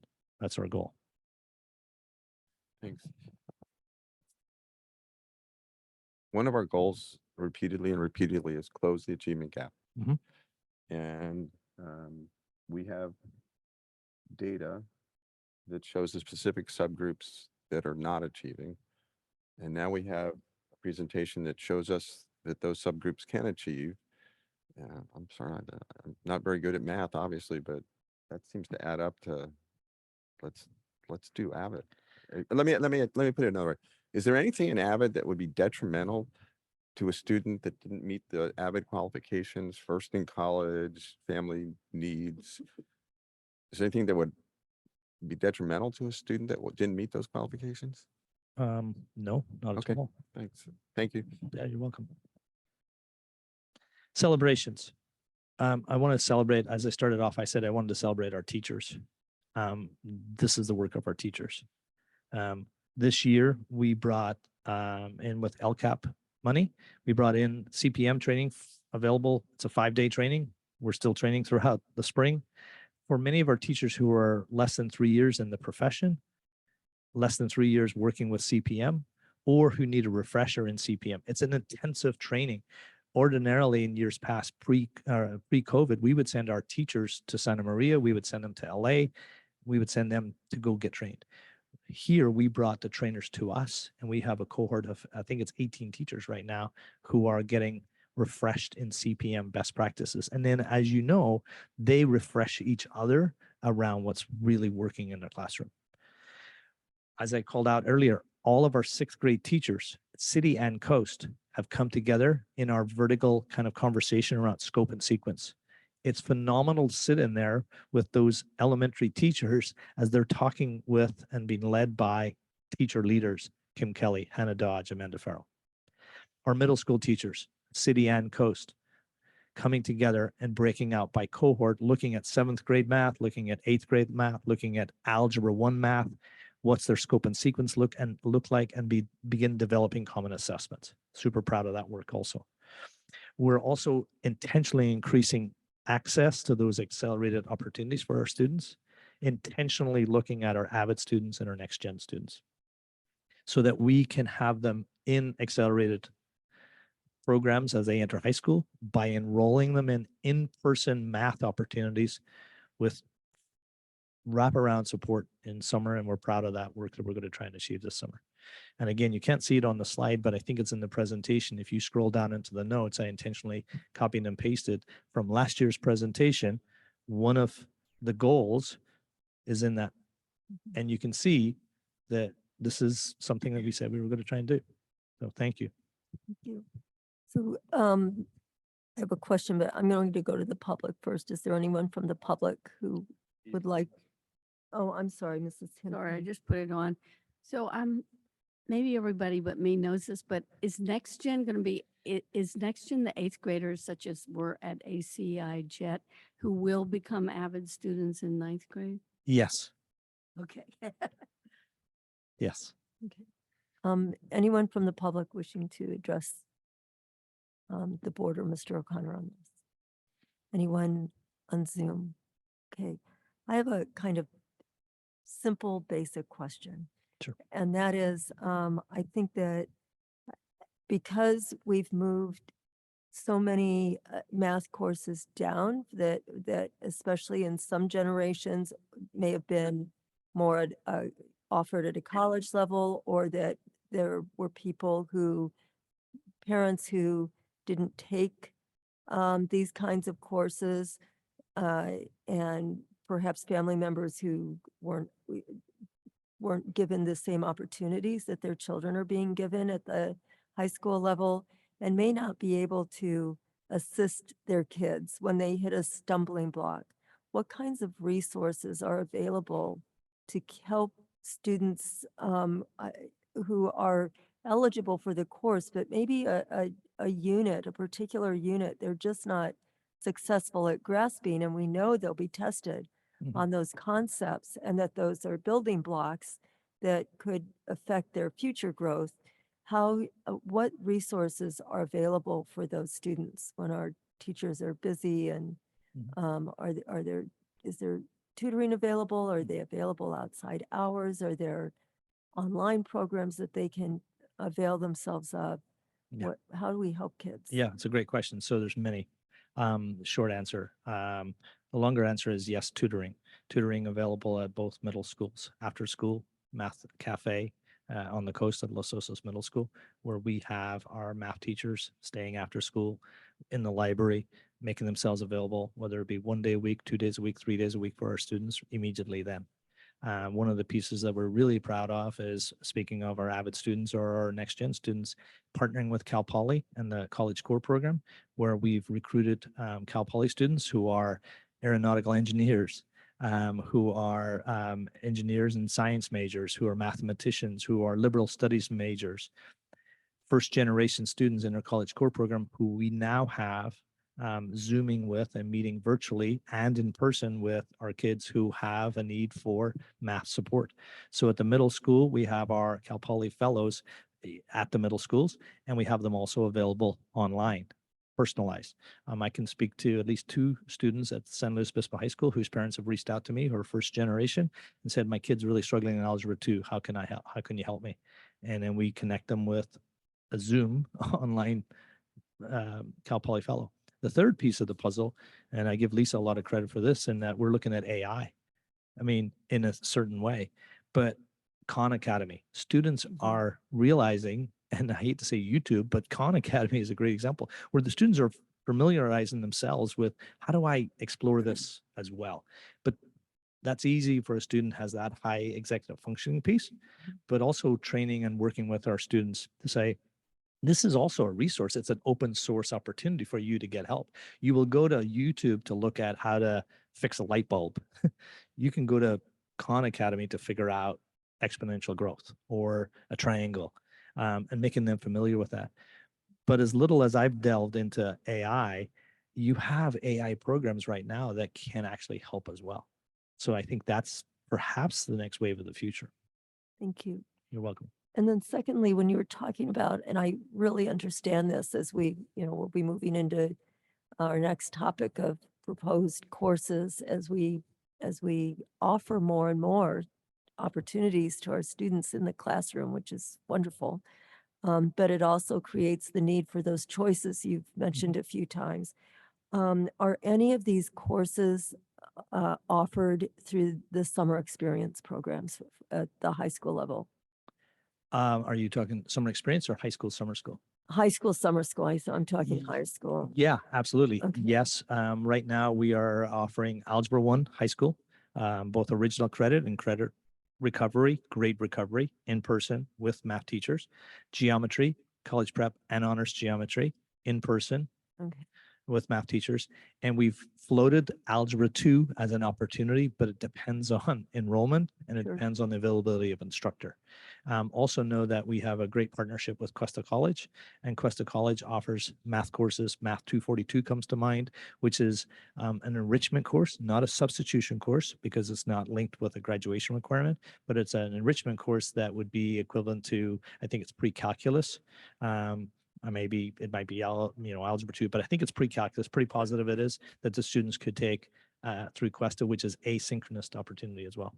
Thank you. So that means then that if students are having trouble making some of these decisions with the many available options, they can realize that, okay, maybe I can take this during the summer or take it have that available to me Yeah. on kind of a year-round basis. Yeah, Okay, absolutely. thank you. Anything else?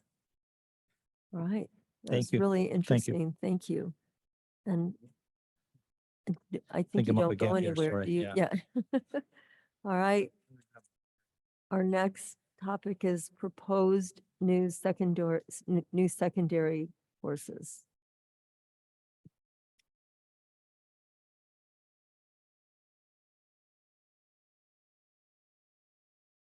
Yeah, that's it. Thank you.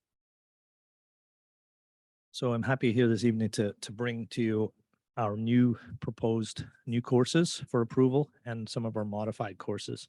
I would like to move through them as best as possible because I'm excited about many of the new courses that we're bringing to you this evening. The first course that we're bringing to you is based at Pacific Beach High School. I want to call out the work that Chris Dowler's doing at Pacific Beach High School, specifically bringing on a CTE program available for his students. Here is a simulated work-based learning construction program. Chris has done an amazing job bringing an instructor there, even though the instructor right now is part-time, and we're hopefully going to grow that program. If you land on PB any given time, you're seeing that construction teacher out back framing, teaching students framing. This is a course that we have worked with Chris and putting together for our students. We want to make sure that it's A through G aligned. We want to make sure that the students are getting that credit. For this course. And as we build out with Measure C, the opportunities for our students to grow at Pac Beach, we're super excited about that. This is one course that we're talking about. See if I can pull this down.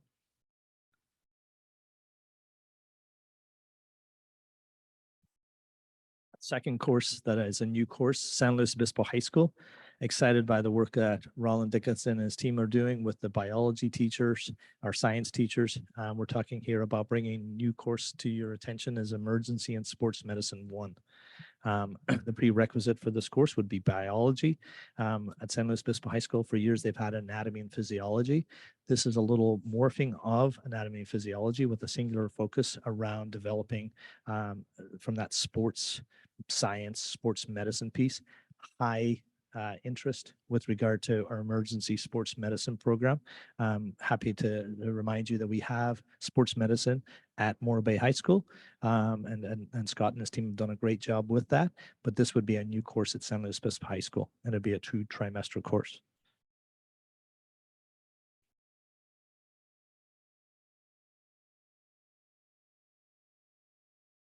Is one of the math courses we were talking about, college math readiness at Morro Bay High School as a new course. In our English language arts program at the high school level in 12th grade, we use the acronym ERWC, Expository Reading Writing Curriculum. It's a college-based non-fiction language arts course that prepares our students entry into college. Here, this is somewhat of the equivalent of this in preparedness for those students that might not necessarily take pre-calculus in the 12th grade, might not necessarily take AP stats or AP calculus. This is a 4th year math course, making it available to our students based off a curriculum that is board state approved, the college math readiness. So we're excited about that as a new course at Morro Bay High School. Under that, we have AP pre-calculus. So we're proposing as a new course at both Morro Bay High and San Luis Obispo High School, AP pre-calculus. We currently have AP Calculus AB. We also have AP Calculus BC, cycling that back to students who might be in the 10th grade or even the 11th grade or the 12th grade for them to take AP pre-calculus. It's important when you look at that college entrance requirement to give our students the opportunity to take the most rigorous competitive courses available on their campus, gives our students an opportunity to be able to take that AP examination that will be and is developed by College Board, which is also super important when we start looking at AP Scholar. How many courses have they had exposure to? Have they tested in? How successful they've been?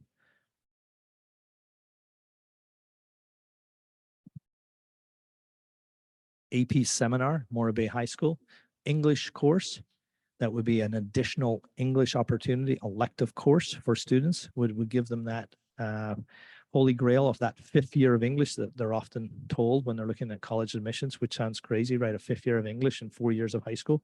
But this would be AP Seminar. It would not replace or displace any of our graduation requirements around 9, 10, 11, or 12th grade English. So it would be a value add for our students with a defined curriculum, and again, gives more exposure to students in that AP world. Call out the work that Scott Scalday and his team are doing about growing that advanced placement program offerings at Morro Bay High School, which is kudos to them. So this is AP Seminar.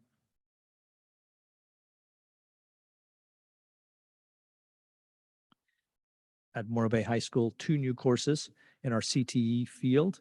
We're looking at intermediate ag mechanics, and then we're looking at advanced ag mechanics. So really formalizing our ag mechanics program that's available and working through Peggy Flynn, who's our teacher, obviously our ag teacher at Morro Bay High School, so that our students will have these formalized courses available to them that are A through G approved, also brand new courses to them.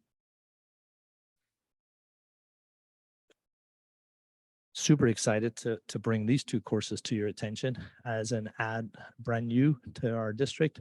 Dance 1, A and B, and Dance 2, A and B. And the work of Lisa and our team with regard to our VAPA teachers, looking at Prop 28, working with our site principals, working with our community, looking at how can we enhance the opportunities for our students in the visual and performing arts under the auspices of Prop 28. That supplemental opportunity for our students is so important. Just really excited about that opportunity for our students. As they come into 9th grade, they can be enrolled in a dance program. And you've heard me use the term twofer before, right? It's a double dipper. This is one of those. A student could be enrolled in dance. You get the visual and performing arts requirement met for graduation, and exciting opportunity. A student that's involved in dance, we have many students who are involved in dance in our community. Bringing dance to the high school level allows them to have exposure in our beautiful theater spaces. But one of the beliefs that I know you all share is the closing that equity gap. The opportunity to take formalized dance in high school for all kids free of charge is huge. Huge. Think about ballet, think about tap, think about, and fill in the blank. And then the final piece of the puzzle is our students that would have access to dance not only could meet their visual and performing arts requirement, but it could also meet their physical education requirement 10 through 12th grade for PE graduation.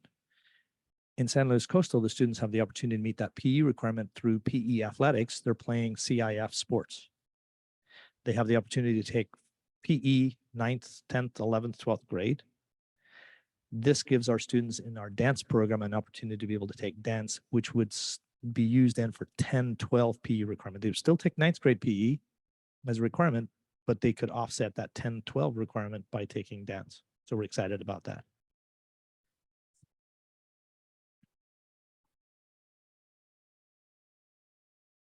And then we get into our modified courses. Construction 1, This is a modified course that we worked with Mr. Dowler on based off the construction program courses that are available at San Luis Obispo High School, tailor-made for more Pac Beach. And it's really important. We want to make sure that we're aligning the construction one with making it the prerequisite for the new work-based program. That was one of the first courses I brought to your attention.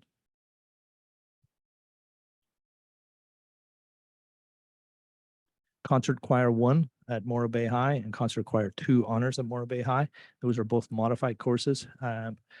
Ms. Bravante modified those courses where they're going to be 2-semester commitment, not a 1-semester commitment, but a 2-semester commitment, hence the reason why they're modified. AP Art History at San Luis Obispo High School. Excited there. The modification there is we now open it up to 9th grade students. Traditionally, it was 10 through 12, and the department really wanted to have that opportunity afforded to 9th grade students. So now our 9th grade students would have the opportunity to take AP Art History as an incoming 9th grade student, which is fantastic. It's a tough course. Most of the time, our students don't have that opportunity to be exposed to an AP curriculum until 10th grade. Traditionally, AP Euro, AP World History, traditionally. So this gives them an opportunity in the art history world. So we're excited about that.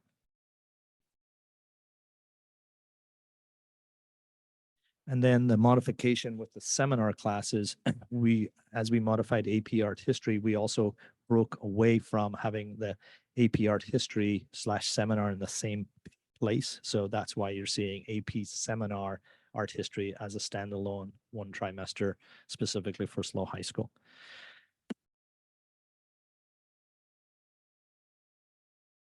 Last but not least, I believe it's AP Music Theory.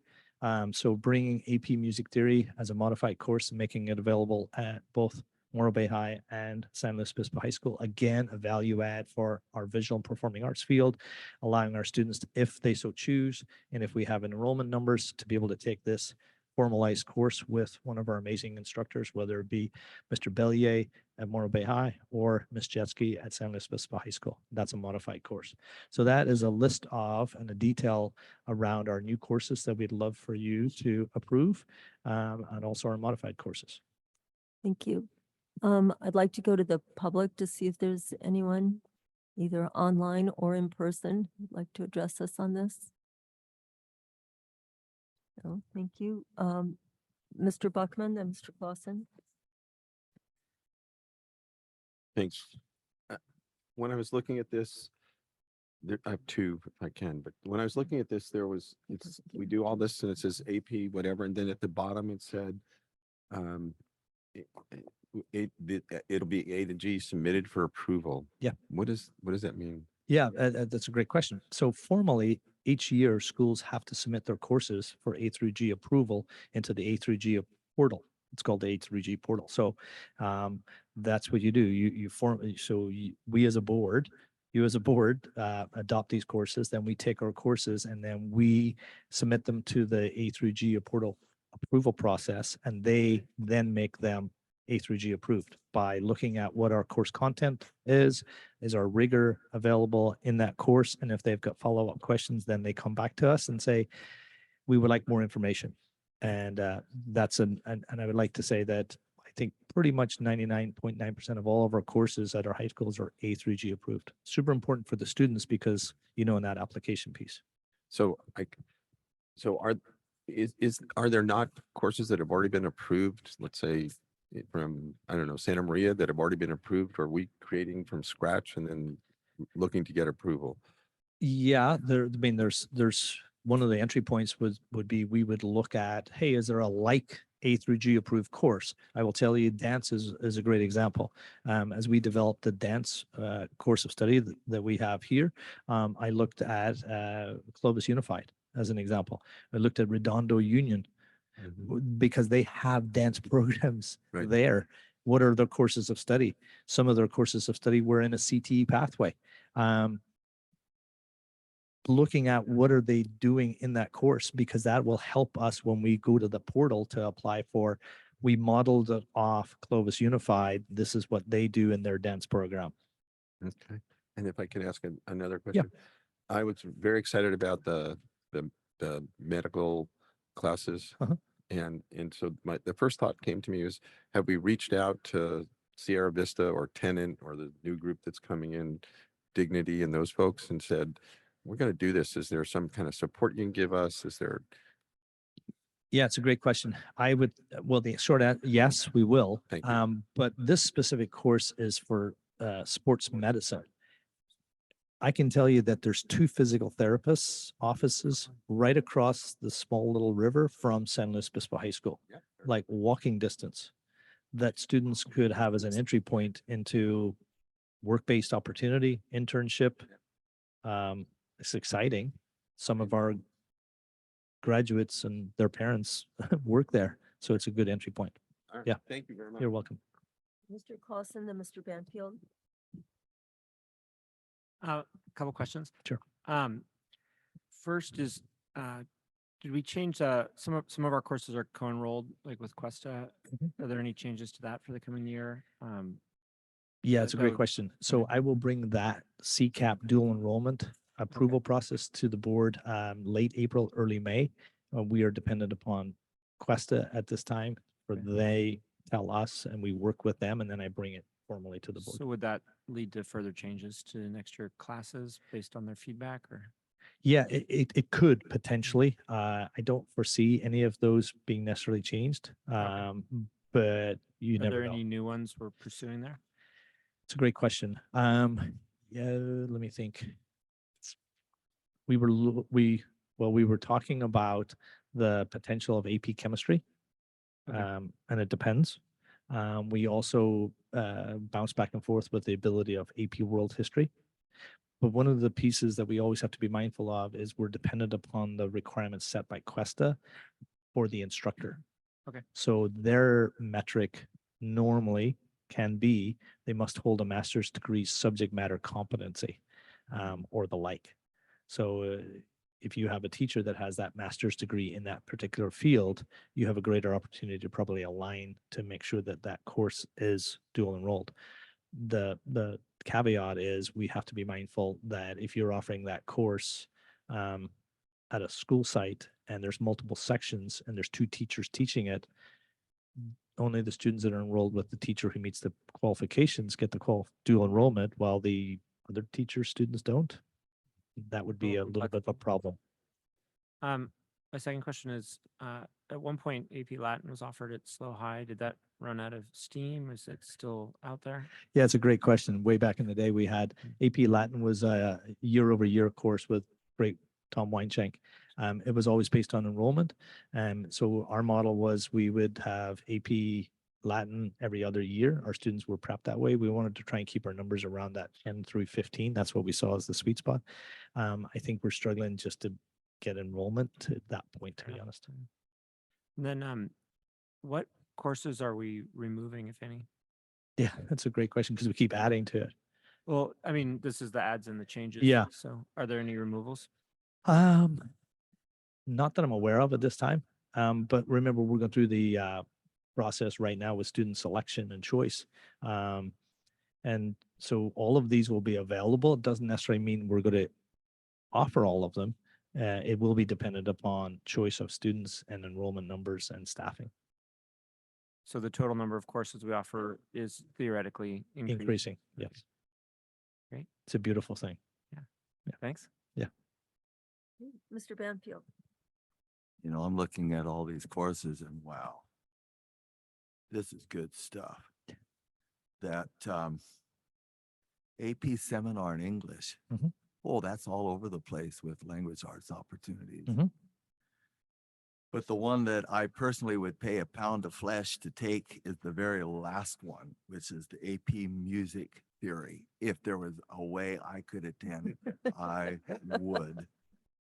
You know, when I was in high school, music theory was the last thing on my mind. But this looks just really, really good. I'm very excited about this. Well, thank you. Mr. Unger. And I just wanted to share that I spoke with Mrs. Flynn at Morby High School on Monday, and she's very excited about the possibility for ag mechanics and the movement on, you know, just getting some more ag mechanics in there. And I think it's a great program. Good. Thank you. So I'm going to close this out by saying that I love seeing the fine arts editions. I think we've devoted, I don't regret it, I don't begrudge anybody, but we've devoted a lot of attention over the last few years to technology and to CTE. And I feel that the arts have paid a price for that. And I think that the arts are incredibly important to helping produce students with an appreciation of the world around them in different ways. As Dr. Prater has heard me say, our students should be exposed to beauty and art history, dance, music theory. I think they really contribute to fine human beings.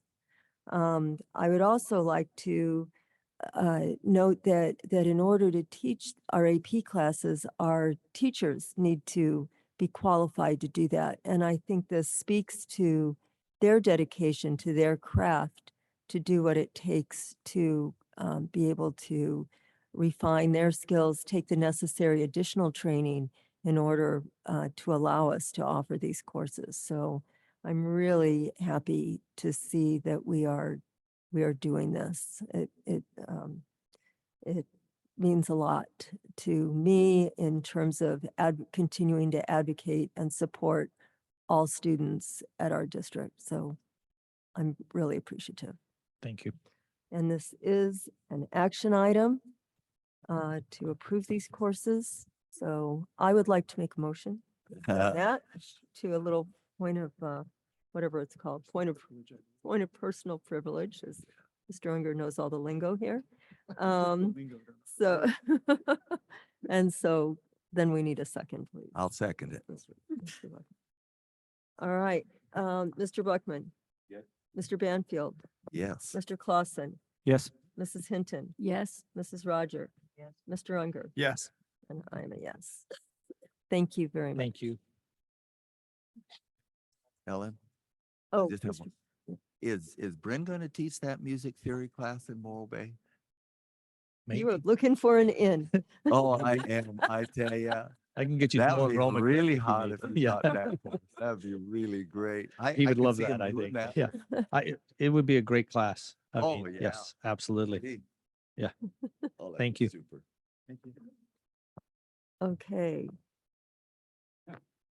Progress update number 3 of the LCAP.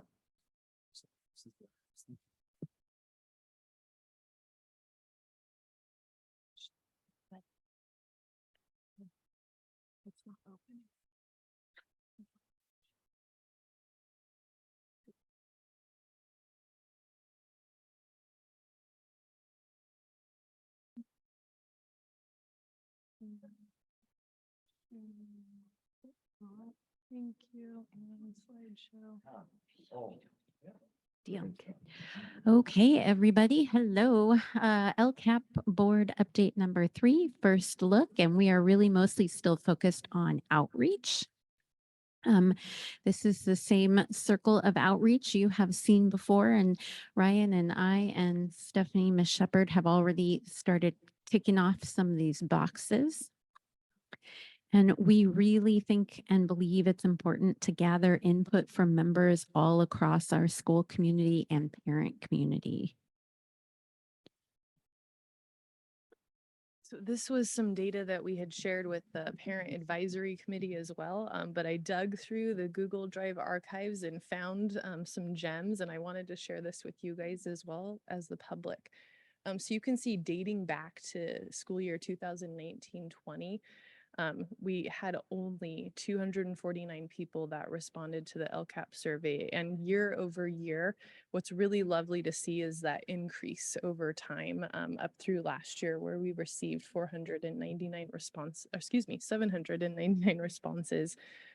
Also embedded within there, only as recent as 21-22, I was able to pull out some of that disaggregated data, and we could see the number of parents broken down into those that identify as qualifying for free and reduced price lunch, or have a student who's an English learner, or a guardian of a foster homeless youth. And so that's what those acronyms stand for embedded there. And those numbers going up over time is also something that is exciting and that we're going to continue to monitor. One piece that I want to highlight that our students had pulled out, we have some student reps that are on the parent advisory committee as well, and they were concerned that we didn't have strong representation specifically from the LCAP survey itself. And so we have some efforts going on this year where we are pushing out that survey through certain groups, and we're kind of doing a test run to see how it goes in terms of the feedback that we get. Now we know Dr. Prater, of course, gathers feedback from the student senators each year, but this is a way that we can also include our students at the secondary level in this larger process of the LCAP survey as well, and have their voices be heard.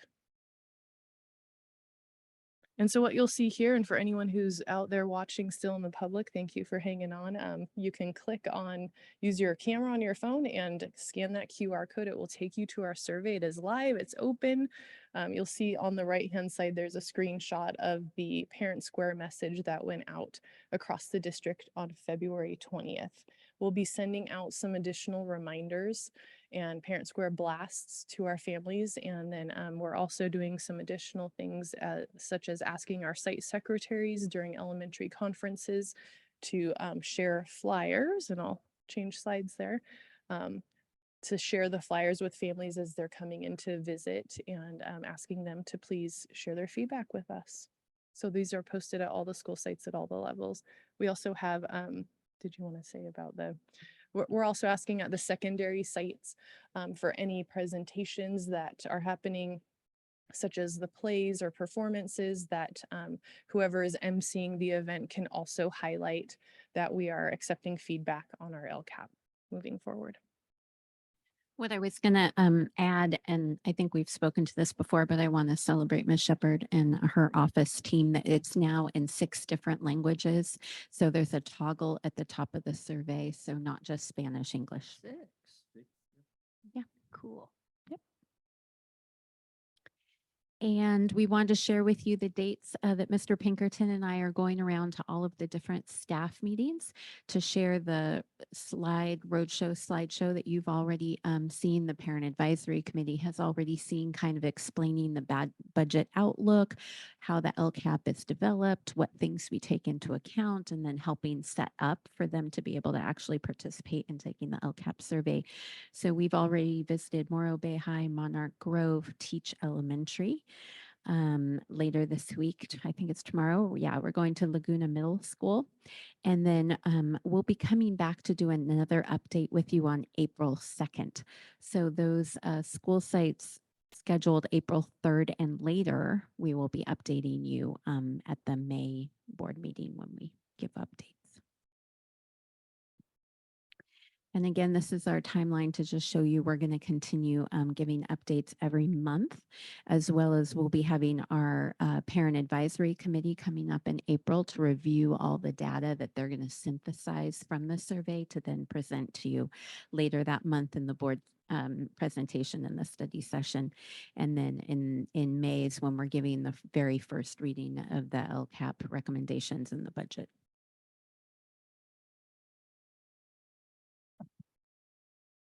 I wanted to, as of this afternoon, share some of our survey numbers. We're up to a total of 291 respondents. 184 of those are parents, 64 are staff, 40 students, and 3 community members. So we're on our way, and anticipate, especially with the road shows that are happening in the near future, that we'll see those staff numbers continue to climb as well. Thank you. Well, I'd like to go to the public. Either the one person who's here or on Zoom. Okay, thank you. Mr. Buckman. Thanks. And then Mr. Banfield. So can we then put up this? So, okay, so in You want us to in share? April, Yeah. we're doing the what I would consider schools that have a lot of students that meet the qualifications of who we're supposed to be reaching: BL, homeless, and SED. So those schools are Hawthorne and CL Smith. Where is Hawthorne?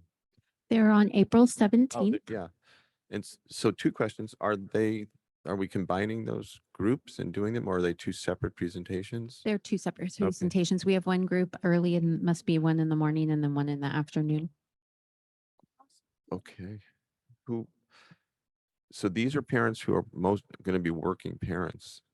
So These presentations are with the school staff Okay, these members, are school not the staff ones. parent groups.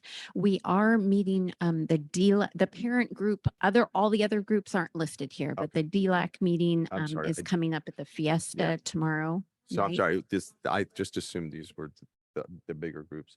And so then the results of these meetings and the parent DLACs and all of that are the ELACs for Hawthorne and CL Smith going to be done?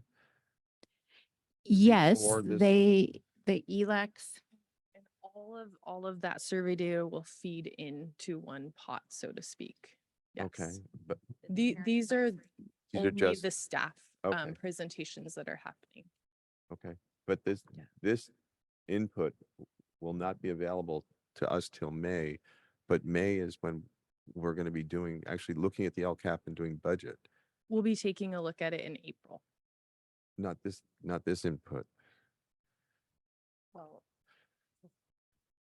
Right. So we're going to collect all the input. We can share some of it as we're collecting it with you. We won't be done with the staff presentation portion until April 24th.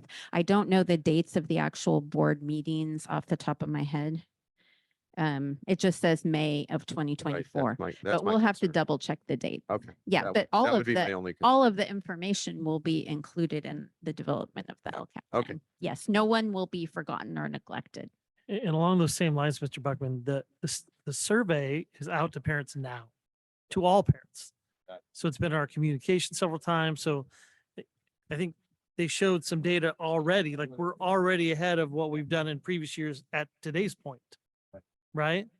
So, I mean, we've actually got more survey now. So I think we'll continue to see that. It'll be in the parent communication tomorrow or on Friday. And we'll just keep ramping it up as it goes. So they don't have to wait until the meeting to be able to share their input. Thank you. Mr. Banfield. The survey began on the 20th Of February. And when does it close? it will stay open through these road shows. We're going to take a first look and poll of the data on the 29th of March is when we're encouraging most of our parents and community members to have their results in By and the their 29th of responses to March, us. But Correct. it's still going to be open. Is that what Yes, you're saying? it will stay open. So we'll call that a soft close at that point because we're really encouraging people to get in as much as they can. We know that longer that we hold open the survey, the less likely people are Sure. to fill it out. Well, then we'll have a pretty good idea of what's going on.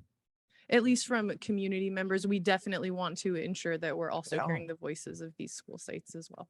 Now, I have one other question. How does the LCAP, or is there any remote correlation between the LCAP survey and the Student Truth Survey? No, the Youth Truth Survey is a separate group. or Sure it is. Input, but what we do is we see themes and correlations between the LCAP feedback Well, that's what I'm thinking. and the Youth Truth Survey, as well as eventually the California Healthy Kids Survey. Right. And so while to Mr. Buckman's point, if I'm thinking about next year, I'm thinking about starting sooner. So that we are concluding our outreach and inputs by February. So that we have March, April to really wrestle with the synthesized data. That lines up with our Youth Truth. It lines up with all kinds of good stuff. So these are the key learnings. We're a learning organization. So this is what I see. Now to Mr. Buckman's point, April 24th. Between April 24th and the first reading of the LCAP, May 17th, it's 6 weeks. So we have 5 to 6 weeks after the April 24th meeting to I guess it's 4.5 weeks. We have plenty of time to pull the data, synthesize it, and bring it back to the board. That's why we're having multiple inputs here. But to your point, I do want to acknowledge that timing. It is compressed. There's a whole lot happening. We're going so fast to get as much input as we can. But as I look at this into next year, when we plan this summer, these are the things we need to think about. We also haven't mentioned the middle school listening sessions that were conducted with parents and students. That's another element of data that we as a cabinet leadership team are looking at and incorporating into the planning of the LCAP and how to improve our practices. Mr. Clausen, I had your light on. Did you have a question? I know, Mrs. Hinton. I had Mr. Clausen. Okay, I just wanted to make sure because I had you and then Mrs. Hinton. Go ahead. So back on the survey results page where it mentioned students, were any students asked to respond? Probably not, but I wonder why they're listed there. I can't speak to that because I wasn't here, but from the students' perspective, the two reps that we had on the parent advisory committee did state that they weren't aware that the survey had been shared with them previously. So now we are being intentional and trying it with some smaller groups of students to see how that goes, and then being able to gather their feedback also, because the survey itself wasn't necessarily written for students.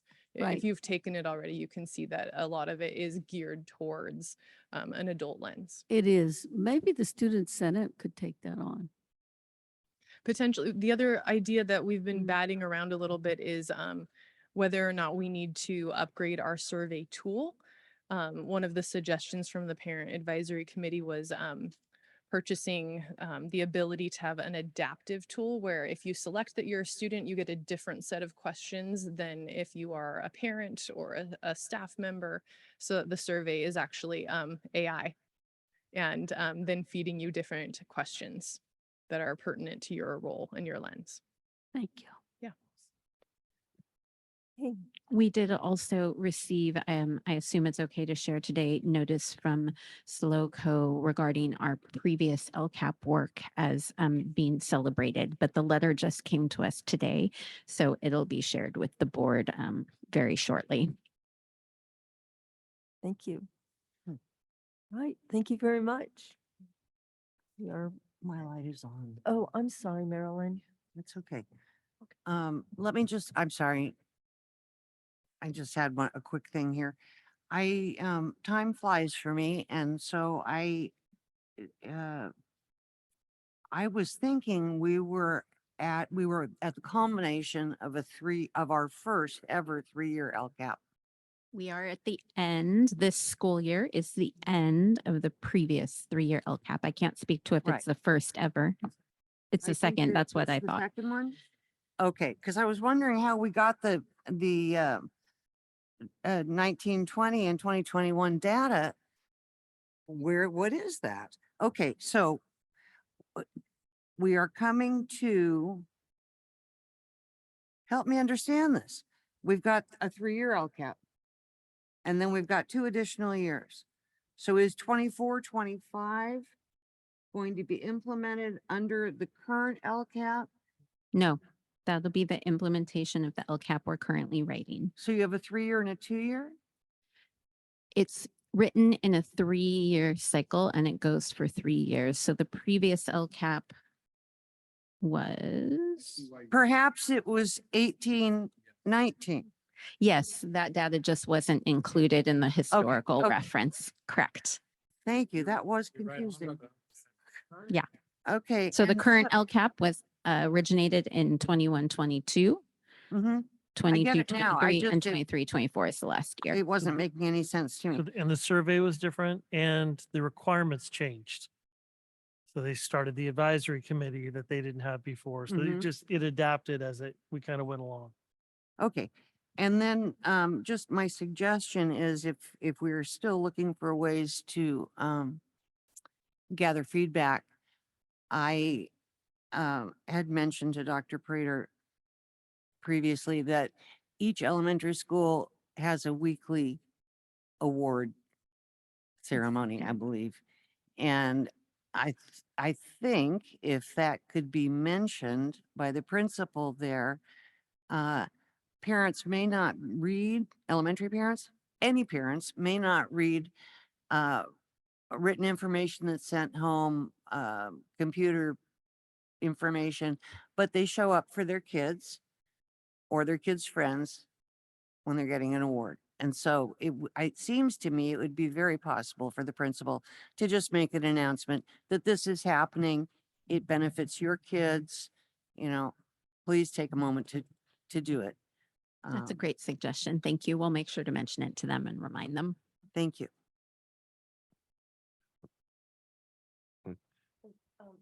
No, thanks. So if I can jump on Marilyn's ideas, there's, when you talk about including the announcement of this at the arts and plays and shows, is that also down at the elementary level or just at the high school level? Yes, it's really any group or large gathering that they have the opportunity. Principals have been asked to please highlight, and we also have those. We're not projecting anymore, but those flyers that Oh, you we were do? Okay, showing that was earlier, my- those are already posted and up in school sites. We also have paper versions of the actual survey that are out at every single site and printed in all of the languages into which they're translated, which are our top 6 languages in the district that are reported to us. And then in addition to that, we have Chromebooks that are devoted to this in case a parent just feels really excited and wants to take it right then and there in the office or needs access to technology. Great job. Thanks. Okay, I don't see any lights on. Being vigilant. All right. Thank you.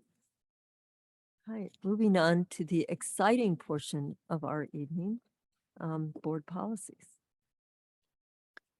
All right, good evening. I wanted to bring forward Board Policy 0410 regarding non-discrimination in district programs and activities. And the Board Policy Subcommittee reviewed that to make it compliant with any changes recommended by the California School Boards Association. Hey, is there anyone in the public wishing to address us on this matter? Anyone from the board? Seeing none, I will have this back next time on the consent agenda. Thank you. And also first reading for Board Policy 1312.3, which is regarding our uniform complaint procedure. This is reflecting the new law AB 1078. So it's to clarify there's unlawful discrimination for the governing board to refuse to adopt the use of or prohibit the use of textbooks or instructional materials or curriculum for instruction if it's related to discrimination reasons. Again, I'll go to the public. Okay, and now to the board.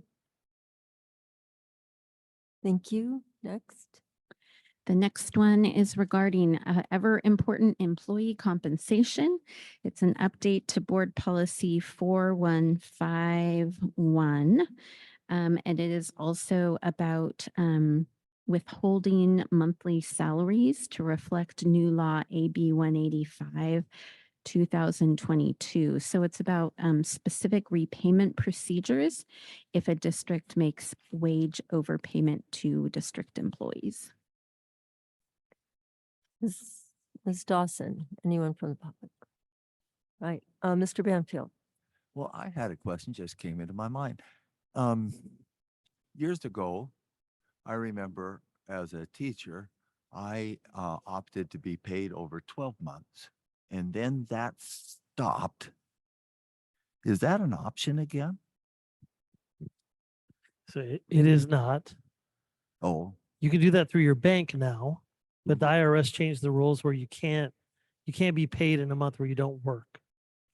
So is it just IRS regulated? oh, Now for classified employees, we do participate. I think we're the only district in the county that participates in the employee assistance program.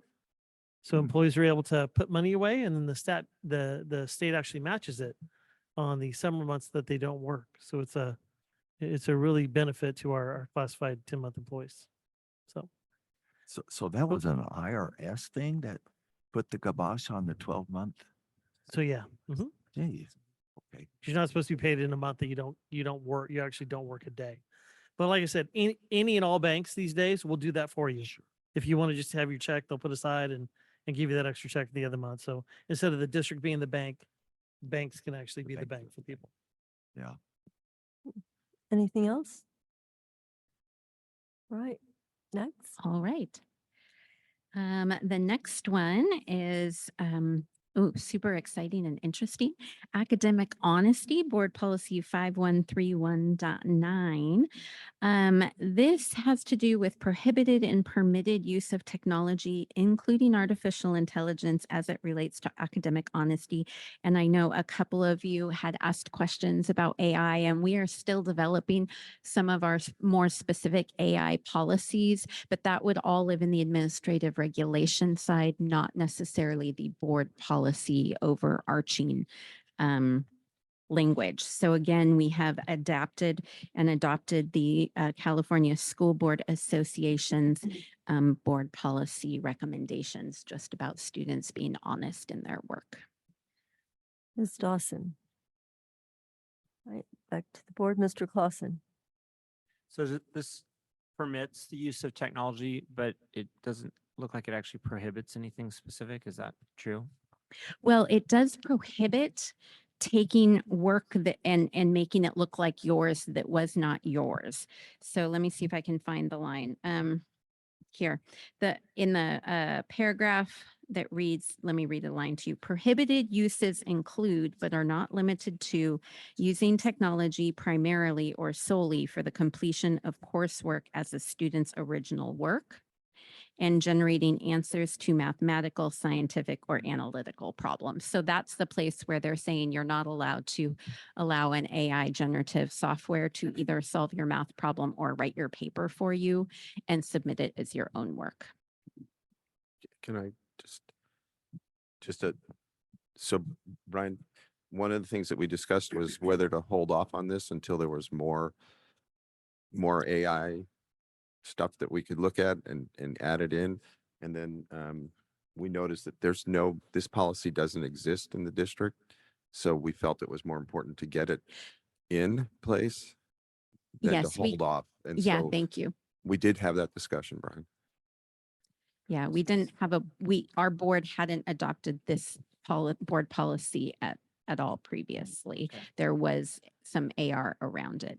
So we write in the prohibition very narrowly to say, so I guess, let me use an example. Let's say I wrote a 500-word essay in ChatGPT and I changed 2 words. Is that, I guess it's not clear to me, but that's prohibited. I think that would be up to the educator's discretion, but clearly, yes, that would be prohibited unless you claimed that that was one of the interesting factors I'm excited to discuss with you all, and we need an AI task force. How we as a district need to define how we are going to cite and reference both staff use of AI and student use of AI, and teach a very clear descriptor of, if that's what occurred, this is how you cite it. If you only used Grammarly to update the grammar conventions, this is how you need to cite it on the paper. There was also another interesting resource that was shared with me that was for staff when they give assignments to rate it on a scale of 1 to 5, with red zone being no use of AI permitted at all, green zone being you can use whatever technology you know how to use and want to use, and then in the middle a little bit of technology, no technology, mostly mine. And so we can also move to formats like that, but again, that's getting more into the AR side of things. So what you're describing makes a lot of sense. I guess I'm just concerned about a board policy that feels I vague. wouldn't know how to interpret it, I guess. If I use my 500-word essay example, if I write 2 words, probably clearly a violation. If I change 400 of them, am I still violating? If I went into ChatGPT at all? Am I violating? I don't know, probably something for not, is this policy is just intended to create a baseline? Is that what you're saying? And then, Yes, we currently don't have a board policy related to academic honesty. Yeah. okay. So this is the recommended one to adopt, but I am perfectly open if the board is not comfortable with what this one reads as it is because it feels not right for us. We can take it back into the board policy subcommittee and continue to dial in and put more details to it too. That's entirely a choice. And I'm just going to jump in and just say that the administrative regulations would also set some of that out, but the board doesn't deal with the ARs. So that's how to implement this. So that would go into, those might go into more detail about the role of how to best implement the policy itself and carry out the intention of the policy. I don't know if that helps or if you'd like to see some changes in the policy itself. I don't know what to do with the policy, to be honest. It's a super broad, open-ended, evolving topic. Yes, it And we're is. like putting a paragraph in. Yeah. And we did it- discuss that at the time. If I was on the committee, I wouldn't have known what to do with it. Right. I guess. We so. talked about it at the time. Is this the time to even do this? Mhm. And so Maybe not. yeah, and maybe it's not quite yet. I don't want to, I'm not trying to hijack the conversation here, but it is Yeah. something that we could sit on for a while and see what what Gamut and CSBA come up with that may be more specific on this topic. Okay, I mean, I'll defer to you guys Yeah. that have spent more time on it, and it sounds like the AI conference was probably a useful. It was very robust. Mhm. Yeah. Okay, so I spoke out of turn here and I want to get us, when you have completed yours. I'll that's get the us end of my back on question. track. Okay, then I have Mrs. Hinton, Mr. Banfield, Mr. Unger. Okay. You know, this is nice. Oh. I could see an instructor using AI in a tutorial approach. Post assignment, paper's been submitted, graded. Now, what I'd like for you to do for extra credit is go run your topic through AI, print it up, compare. How did AI do it as compared to can you learn anything from how AI did the work? I think that might be helpful. But boy, you'd have to really be careful. Teachers would have to make sure that that's a post assignment. In other words, you've written it, you've done your research, you submitted your paper. Now let's see what AI would do. And who knows, students might say, well, I like mine better. Or they might say, well, gee, but anyway. Mrs. Hinton? I just had you down, saw your light. It wasn't on, but Oh. yeah, I agree that we could hold off on this. But I also remember that we're talking about getting an curriculum for how to use ChatGPT going. So how Yes, was that was another piece of materials Stephanie and I received. Our Digital Promise, AIEDU has some really interesting teacher and student facing lessons about the ethical use, responsible use of AI. And we need to talk about in our school district how we're going to roll that out and help our students and staff with that. So I'd like, Mr. Buckman. Thanks. I'm gonna sort of just speak in favor of doing this, letting it go through tonight and not canceling it. If board members have comments that they want to bring, I would say bring them back for the second reading. But I'm concerned that we have nothing on this at all. And I'm pretty much happy with it the way it is. But I'm totally open to questions. I really hope people could bring it back for the second reading, let it come back. Well, I'd like to kind of take the temperature of the board and see if there's consensus on either bringing it back for a second reading, but that would be as is at this point because we haven't wordsmithed it, the board hasn't, or if we'd like to defer for a little bit. So, Mr. Clausen and Mrs. Roger. Um, I'd like to wait. And just as I read the prohibited area more, I guess my comment would be, like it specifically says it prohibits using technology for coursework. I mean, that could mean using a computer, Yes, but like it does. technically that means you have to handwrite Mhm. all of your assignments if you took that literally. And so I think that it's just a big topic that's really open-ended that if we're going to prohibit things, we need to dig into more is my take. So. Mrs. Roger, I'm going to ask you anyways, just in terms of up or down, would you like to wait on this or move forward with the second reading? Well, until Mr. Clausen's just spoke, I was thinking,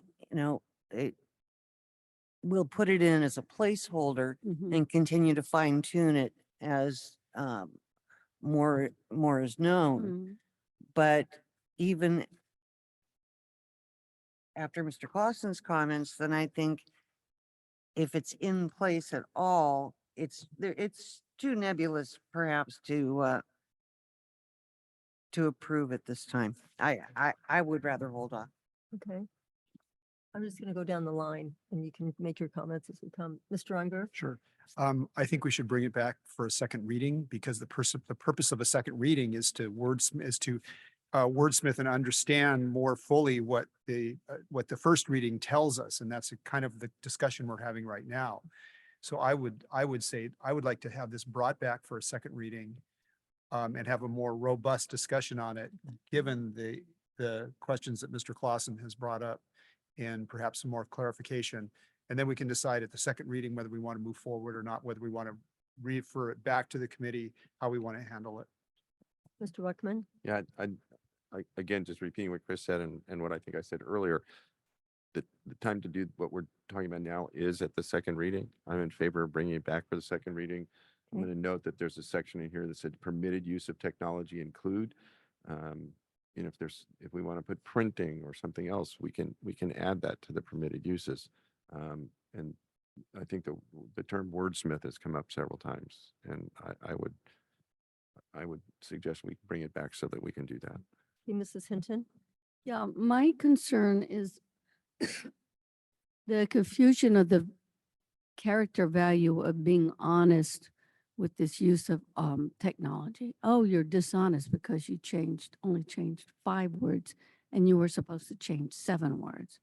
And so I think we need to kind of separate out because we don't want to have any, I guess, for lack of a better word, accusations of dishonesty or character slander, just because there's a misunderstanding about how they can use technology. So I want to be clear though, do you want to wait a little longer or do you want Well, it to come back for a second I reading? was just going to end with that, Okay. yes, and say, so for that reason and getting more details on what the permitted uses are and the prohibited uses are, I would like to have it brought back for a second reading. Mr. Banfield? I have an idea. Let's load in the parameters and have AI write the revision. Are you going to Yeah, take credit perhaps for we that should work? ask ChatGPT what we should do for our board policy. Great idea. But if you were to have a choice tonight between waiting for more information or a second reading, what would you? Well, let's do a second, Okay. but that'd be fun. I mean, Okay, even though it looks like we're bringing it back, I will state my feeling, which is I'd prefer to wait and see what Gamut and CSBA come up with. But it looks like we're breeding, but I am in the minority with Mr. Clausen and Mrs. Rogers. So it looks like we'll bring it back for a second reading. I would encourage everyone to please I would prefer not to devote our board meeting to working on one board policy. So if people could have an opportunity to make their suggestions and work on this in advance and get it to Ms. Yamashita so that she can, I don't know, redline it or do something so that we have it in the agenda. Yeah, or I will send do it this out in a way that again makes sense. in Friday notes to you all in a Google, the Google doc that Okay. we work on with the board policy subcommittee to accept, revisions. Well, if we're calling it a second reading, I would say not because of the nature of this discussion to still not have it on on the consent calendar, but Yeah. as another topic. But I would really hope that people would take the time to do this so we're not working on this at the Let board me meeting. coordinate with Dr. Prater and Mandy about the agenda item and Okay. et cetera, and we'll get back to you all. Yeah. Okay. All right. Thank you. Well, that was Okay. exciting. Last one. Yes. Board bylaw regarding attorneys. This one is the need to provide legal representation to the district and how the governing board may appoint and fix paid legal counsel. And it talks about how we can clarify to get attorney support through request for proposal or RFPs. So that is our recommendation for Gamut. Right. Anyone from the public? No. Mrs. Roger. Yeah, I have some questions about this item and I'll be seeking clarification but I'll be prepared to vote on it at the next meeting. Mr. Banfield. I don't. Okay. We're all working on our lights here tonight. Okay. All right. So that looks like it for those. Thank you. Thank Well, you all. Okay. So we are moving on to the action consent calendar. Please let me know if you'd like something pulled. 11.01, approval of 2024-25 transportation plan. 11.02, approval of SLCTA MOU rate early retirement incentive. Sorry, Chris. 11.03, approval of certificated and classified personnel items. 11.04, acceptance of donations. 11.05, award E-rate contract project number 0361-24C.1. 11.06, approval of foreign exchange organizations.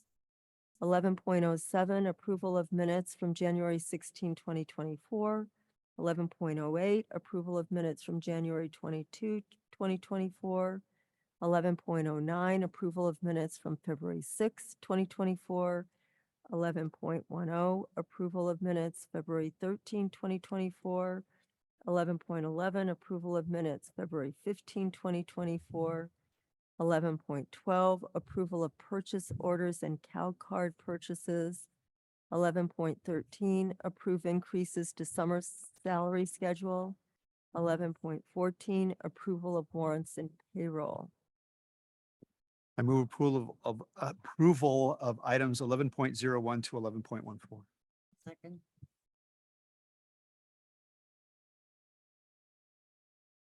Mr. Unger, Yes. Mrs. Roger. Yes. Mr. Banfield, Yes. Mr. Buckman, Mr. Clausen, Yes. Mrs. Hinton, Yes. and I'm a yes. Right, and Ms. Dawson, that motion was by Mr. Unger and the second was by Mrs. Roger. Okay, anything for advance agenda? And moving on to board reports. Mrs. Hinton. Oh, I was so pleased to be able to attend the parent education series, and the next one for any parents listening will be March 11th. Please come out for it because it's really valuable information that you need to know about what's available to students these days and children.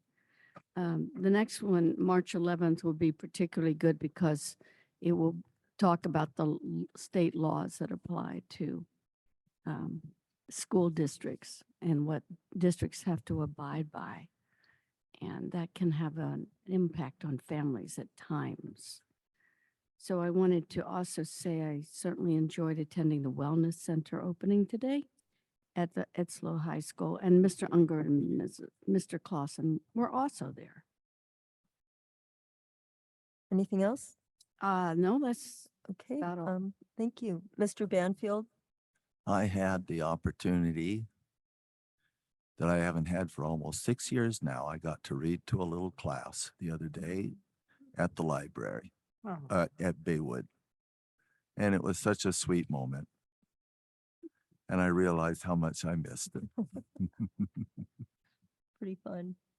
Thank you. All right, Mr. Unger? Well, and along with Brian and Eve, I also went to the Wellness Center opening at San Luis High, and then along with Ellen and Marilyn, I attended the Morro Bay High School Wellness Center opening. And I just wanted to bring to everybody's attention that this week is USDA Food and Nutrition Services. They declared it to be School Breakfast Week. And that's a great thing. And we do a great job serving kids and serving breakfast. So I want to acknowledge that. Thank you. Mr. Clausen?